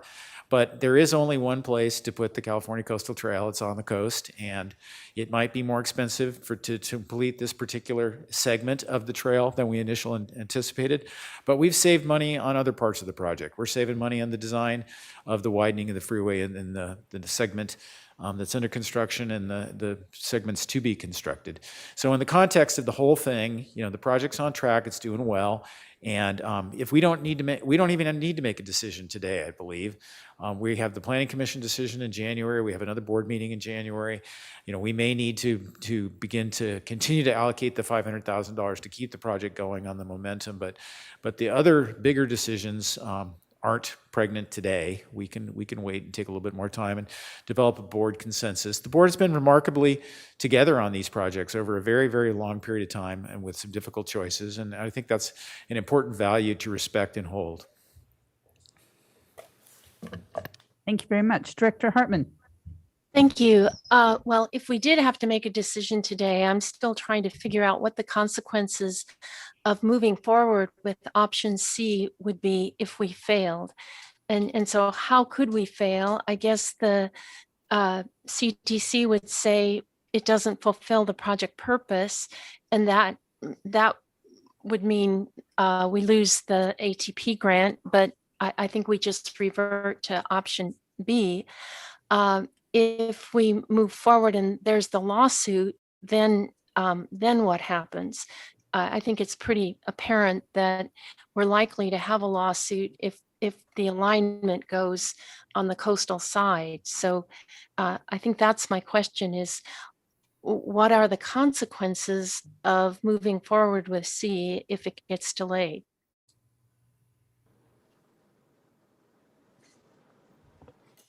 Comments? Madam Chair, members of the board, Yes. if I can answer that through the chair. The consequence would be that we would be obligating the $6 million at this point in time. And we have we've been working very hard to develop our applications for the next phase of the 101 project for D and E to complete the corridors. And we are working with Caltrans and our California Transportation Commission and CalSDA to develop that funding package and application.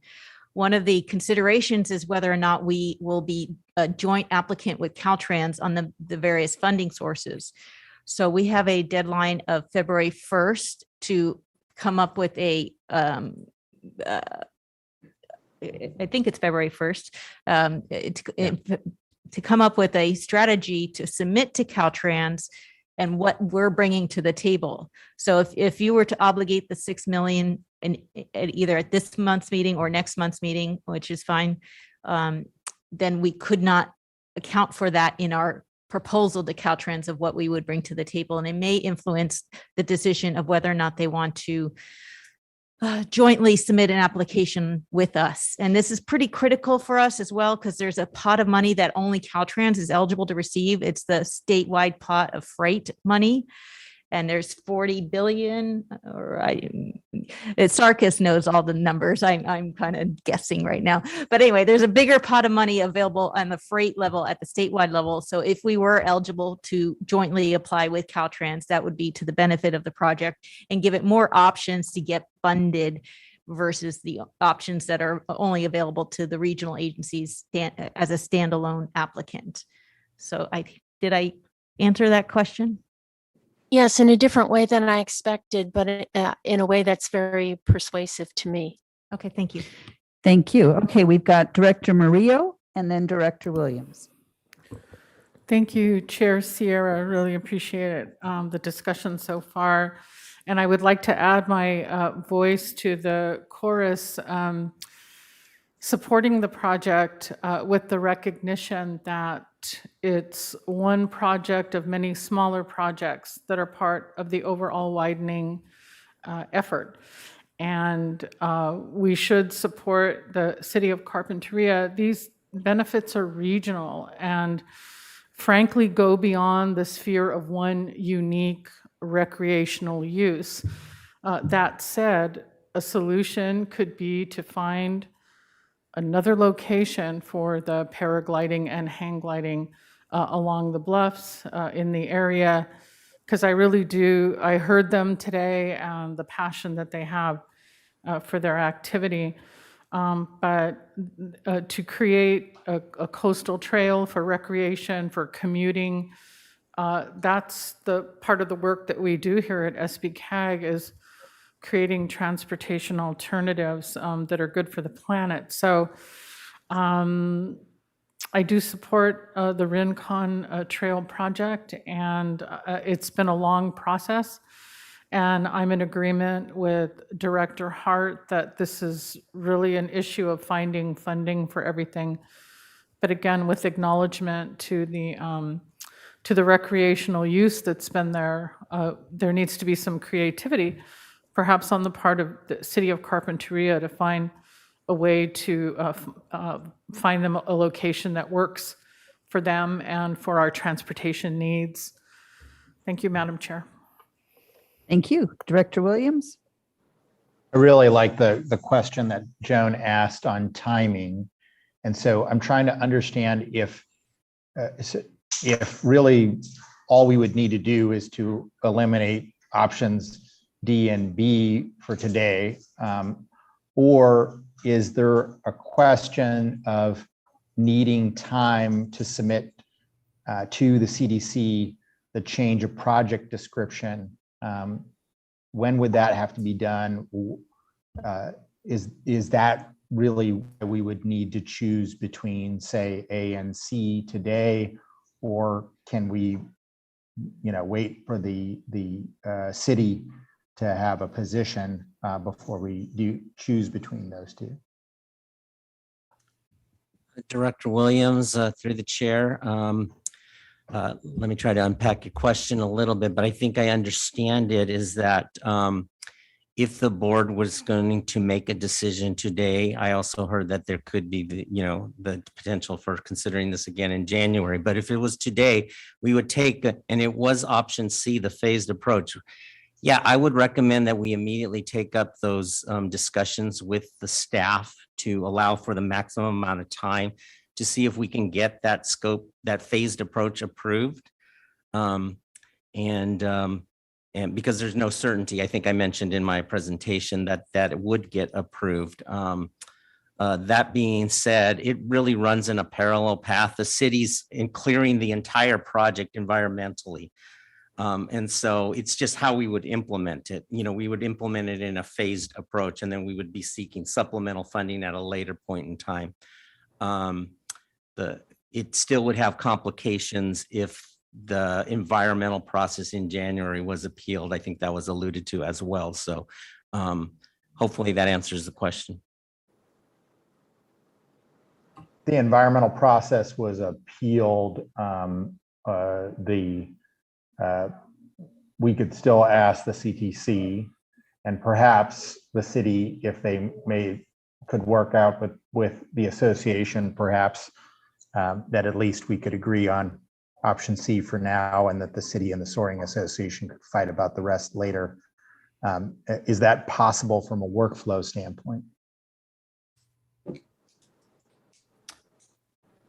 I believe so.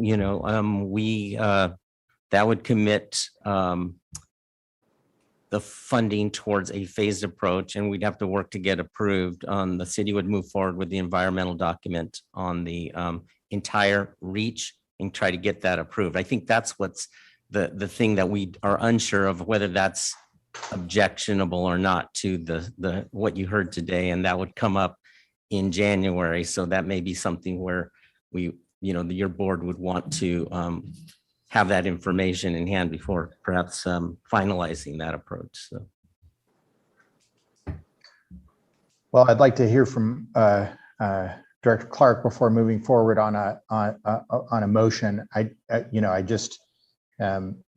understand that it's still the city's preference to move forward on option A, but I am hoping that if we moved forward on option C, we would at least have lead time, and if the CTC says no, we wouldn't be any worse for our wear if you're getting the environmental review done. Is that maybe that's one more question for staff, is if we moved forward today with option C and asking that of the CTC, if the CTC said no to the change, we could still throw a Hail Mary pass on one of the other options?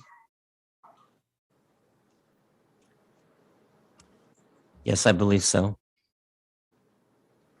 Okay, I've got Director Urick and then Director Clark. Thank you, Chair Sierra. I just wanted to clarify one issue, and that would be, if my recollection is correct, Mr. Luna mentioned that if we do the phased approach, which is what it sounds like Director Williams and maybe Director Clark are pushing for, that takes us to past City of Carpinteria line and into the county. And my understanding was from the meeting, and maybe my recollection is incorrect, but that at this time, City of Carpinteria is the project manager, so to speak. And at that point, it changed, all of that would change, and we would have to find a new project management person to go forward. And I just wanted to clarify that if everyone is still considering option C, which is, I believe, why in the North County, we were thinking more option B. Well, I would assume, I don't want to speak for the city, so they could say something separately, but I would assume that the city would still be willing to be, have their staff time put towards looking at the project. But if that's not correct, I would love that to be corrected.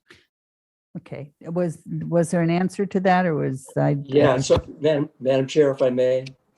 Hold on. If Director Urig is done, then we'll let you speak, Director Clark, then Director Patino, and then Director Hart. Yeah, I'm sorry to manually raise my hand, but No, that's fine. I somehow see. can't find the raise your hand function in my participant list anywhere. But you know that I want to do a couple things. I want to answer Member Peroti's question. The city has held 4 meetings to which the soaring committee was invited. Those were November 14th, 2019, December 19th, 2019, which was actually a public workshop designed specifically for that group to participate. January 6th, 2020, and April 13th, 2019. So those were all meetings that the community was invited to. In addition to Mr. Urig's question, I believe it's my understanding, maybe, Dosk help me out, but that the city has agreed to manage the project over into the county area. Obviously, we'd have to work with the county, but I think the city's agreed to be the management of that. And it does seem, even though that the Soaring Group has been invited to all those meetings, and that we've changed the project in response to that there is a high potential for an appeal. And so I would go along with Director Williams and support option C at this time. Thank you. Thank you, Director Patino. Next. Sorry. And then Director Hart. I guess I'm just wondering, when does the city council meet in Carpinteria, and how much more information would we have by that time? So the item is being taken up by the City Planning Commission. Oh, City They're Plan- the body that would Okay. approve the environmental impact report and certify it, is my understanding. And then also the coastal development permit. So because the project's in the coastal zone, it needs necessary entitlements and a permit to move forward, project approval. And that would be on January 18th. I think that's 2 days prior to our next board meeting. To our next board meeting. So how much time would we lose, or would that be critical to option C? So we would have information that we could share anecdotally as to how the meeting transpired. We would not yet know whether a formal appeal would have been filed. I believe they would have 10 days or something to that effect. Okay. But, I think you all heard the testimony today. Yeah. Okay, thank you. All righty, Director Hart. Well, it seems to me that knowing what the California Transportation Commission thinks about these options is critical to what we decide. And it seems to me that having an opportunity to have those conversations with the staff about what they think is the best direction for us to proceed is the key missing piece of this information. And I just think we need to get that before we make a decision. I don't know what we're costing ourselves by waiting. If there's something that I'm not understanding about waiting until January to get that information and the consequence to the project, somebody please say something to me. Yeah, it's your volume is really low, Director Hart. Well, I'm still sitting in the same place and talking the same I way. know. I don't know what's going on with the technical stuff, but people in the room here heard me loud and clear. I don't know. I think Director Hart asked what if we can wait a month if we're thinking about option C, but I thought what I heard from staff, but you tell me if we can, was that if we use this month, we have more time to go to the CTC and get a decision of whether they would approve the change under C, which seems to me because both, all these options are time constrained, might be important. So, I was thinking about putting a motion of let's just go forward with option A or C if the only issue was the workflow of the whether SBCAG can count the 6 million or not. But if the CTC is crucial on making option C happen, I thought what I heard was that having an extra month makes a difference or could make a difference.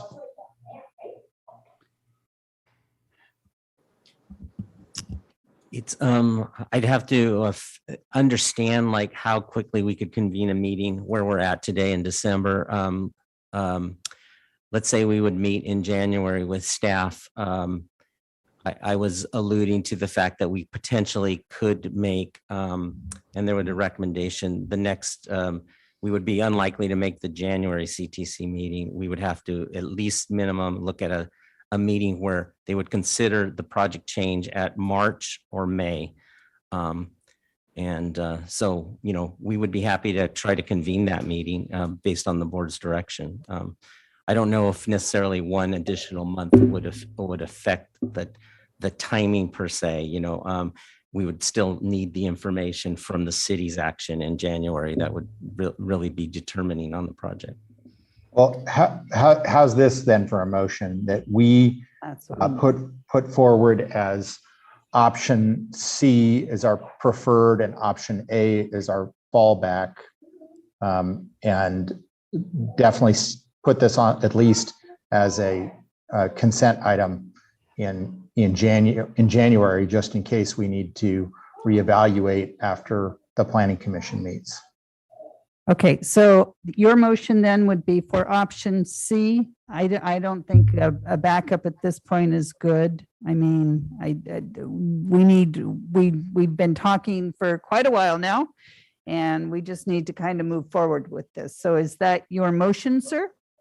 It would be, though my intent, because it doesn't change things for us much between A and C, would be if C was refused by the CTC, that we would still try to move forward with whatever project the city ended up supporting. But for now, I think moving option C and asking the CTC for permission to do that sounds important. So that would be my motion. Okay, was there a second on the motion? I would second that. This is Director Muriel, and I do like the idea of C with A as a fallback. Thank you. Okay. Ms. Contreras? Director Williams, Aye. Hart, I'll pass.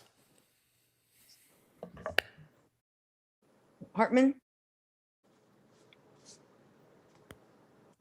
I'm concerned about what this does for Margie's negotiations on the with the rest of the 101 money. So I would like to go with C, but and I'm willing to entertain it next time, but that's concerning to me. That was a no. Yeah, and that was a no without wanting to say no. Thank you.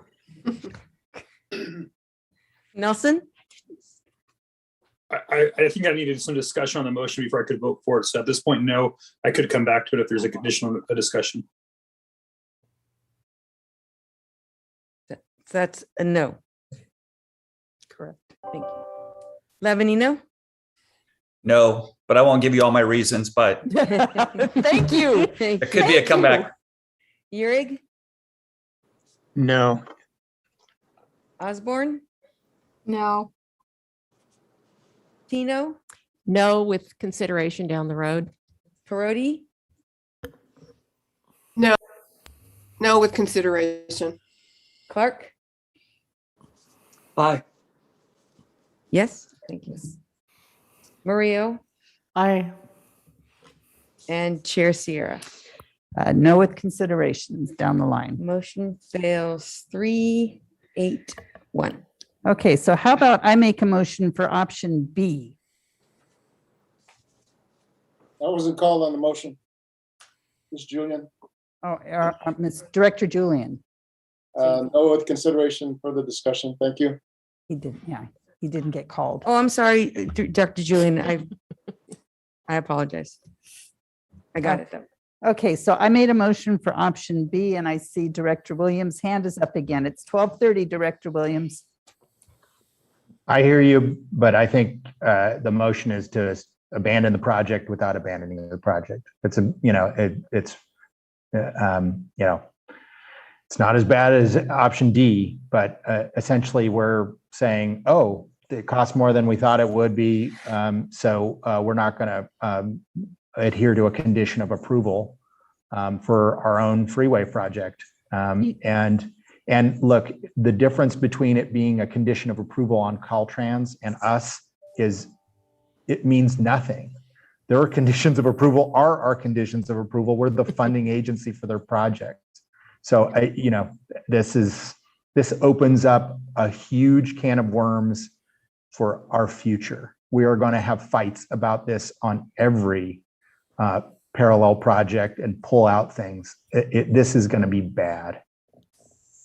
Director Williams, my reasoning for moving forward, trying to move forward with option B is that it still continues the program. And if we can get it moving, then the grant funding from ATP comes into it and we have time to look for other funding so that we don't hamper our 101 widening. That is my reasoning for option B. And I don't hear a second, so I don't even know that that's an issue. Madam Chair, I'd like to make a motion if there's no second on yours. Thank you. Director Hart. That was Director Hartman? Lavanino. Lauren sent me a chat that said heart. Oh, well, Greg, if you'd like to make a motion, that's fine too. I think we're probably going to make the same one, so. Go right ahead, Supervisor Lavanino. I think we are going to make the same one. Okay, mine was to table this until next month with further input, further discussion, further study, hear what transpires. I haven't heard anything yet that tells me that the next 30 days is going to negatively impact us. This very complicated issue, and I think we need to hear from everybody. So that would be my motion. And I do appreciate everybody's input today. I think this is probably the best discussion we've had on SBCAG in the last 3 years. I'll second that. All righty. Okay, for the roll call. I won't forget anybody. Well, I this time. was there, I don't think I had a second. I Oh, did you second it? Director Director Osborne Allen. seconded it. Director Hart would second it. It sounds Okay, like okay, others okay, would second it. Oh my gosh. I'm sorry. No, I'm just tired. Okay. Okay, for the roll call. Director Williams, Aye. did you want to say something before you? Yeah, that's why I used the raised hand. And I'll support the motion out of desperation, but we are losing a month, and maybe it's not a full month because it's the holidays. So maybe it's 2 or 3 weeks on applying to the CTC when the project already could, needs that time. But I will support the motion out of desperation. Okay, thank you. Director Hart, Aye. Director Hartman, Aye.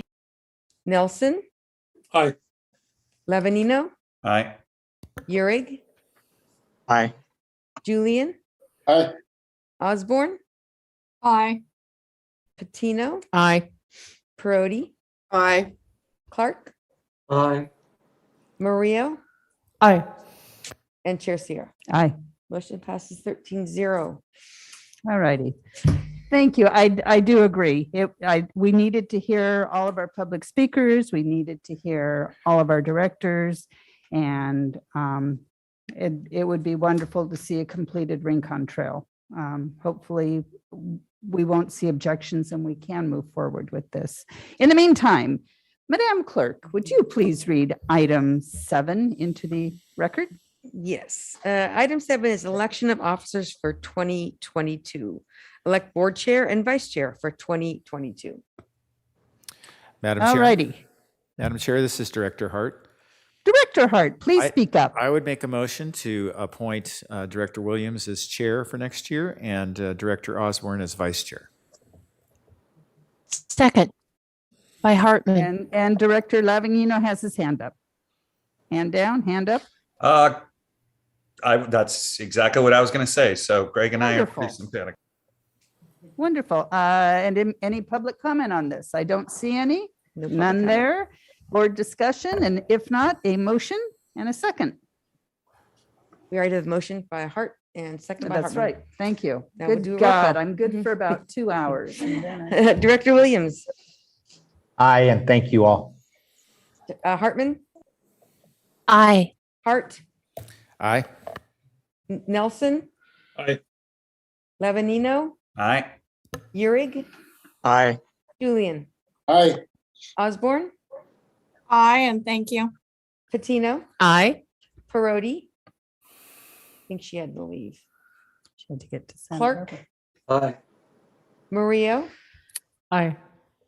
and Chair Sierra. Aye, Motion passes 12-0. thank you. All righty, we are going into 1-minute reports. Actually, they should be like 30-second reports. Does anybody have a 30-second report? Okay, I don't see anybody. I just wanted to let people know that next month, January, there will be a closed session to discuss the executive director's contract. And I want to thank everybody for putting up with me for a year as your chair. It has been a really good learning experience. It's been a lot of fun working with everybody. And thank you, Director Williams, Chair Williams. I'm looking forward to reporting to you next year. And with that, Director Williams, your hand is up. You have a Yeah, I 30 just want to take 15 seconds to thank you, Holly. You have been an amazing glue to hold us all together. Your civility, your empathy, your understanding of the big picture. It's been really, really amazing. Thank you very much. I appreciate that. And with that, Director Eurig, you've got a 30-second report. I'll keep it quick. Thank you, Chair Sierra. And again, as Director Williams mentioned, I appreciate all your assistance as co-cities up in the valley. And thank you for a great year of being a chair. Thank you very much. All righty. Let's move on to our executive director's report. I think I got the message to be quick. Yeah, well, So- yeah. Thank you to Chair Sierra for her service to being chair. Goodbye to Kathy Muriel. Oh. We're going to miss you very much, and happy holidays to everyone else. Okay, and then to our Caltrans report, Mr. Eads. Thank you, Madam Chair, members of the board. I will be super quick as well. I just have a couple items. The first is that we have a couple roadside rests that there's some changes that I just wanted to announce. The Camp Roberts roadside rests, which is north of the city of Paso Robles, if you're heading north for the holidays, will be closed through September 2022. We're replacing our wastewater system there. And the Shandon roadside rest, which is on 46 East, if you're heading to the Central Valley or points north, is now open. It's just we just replaced the road, the wastewater treatment system there. We also have some electric vehicle charging stations. And then the last thing is that the Clean California Local Grant Program, we've talked about it a lot. Applications are now posted online as well as instructions to fill out the applications. And those are due in February, I believe.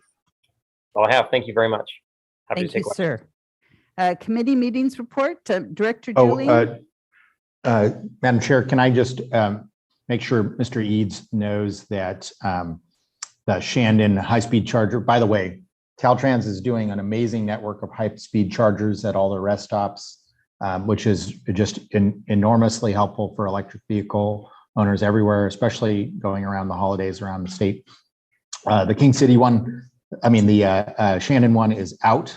There is a backup at the city of King City that they have two, which is close by, but just make sure that Mr. Eads knows that's out and it's a critical piece of infrastructure.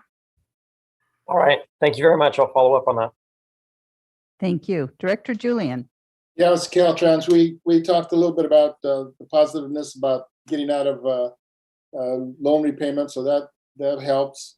And also, we went into closed session regarding lawsuits there and a potential lawsuit from a Yuma accident or death, and then executive director evaluation. So that was it. Thank you very much, sir. Thank you all for a really good meeting today. I am adjourning this. Happy holidays. I'll see you all Thursday, January 20th, 2022. Thank you.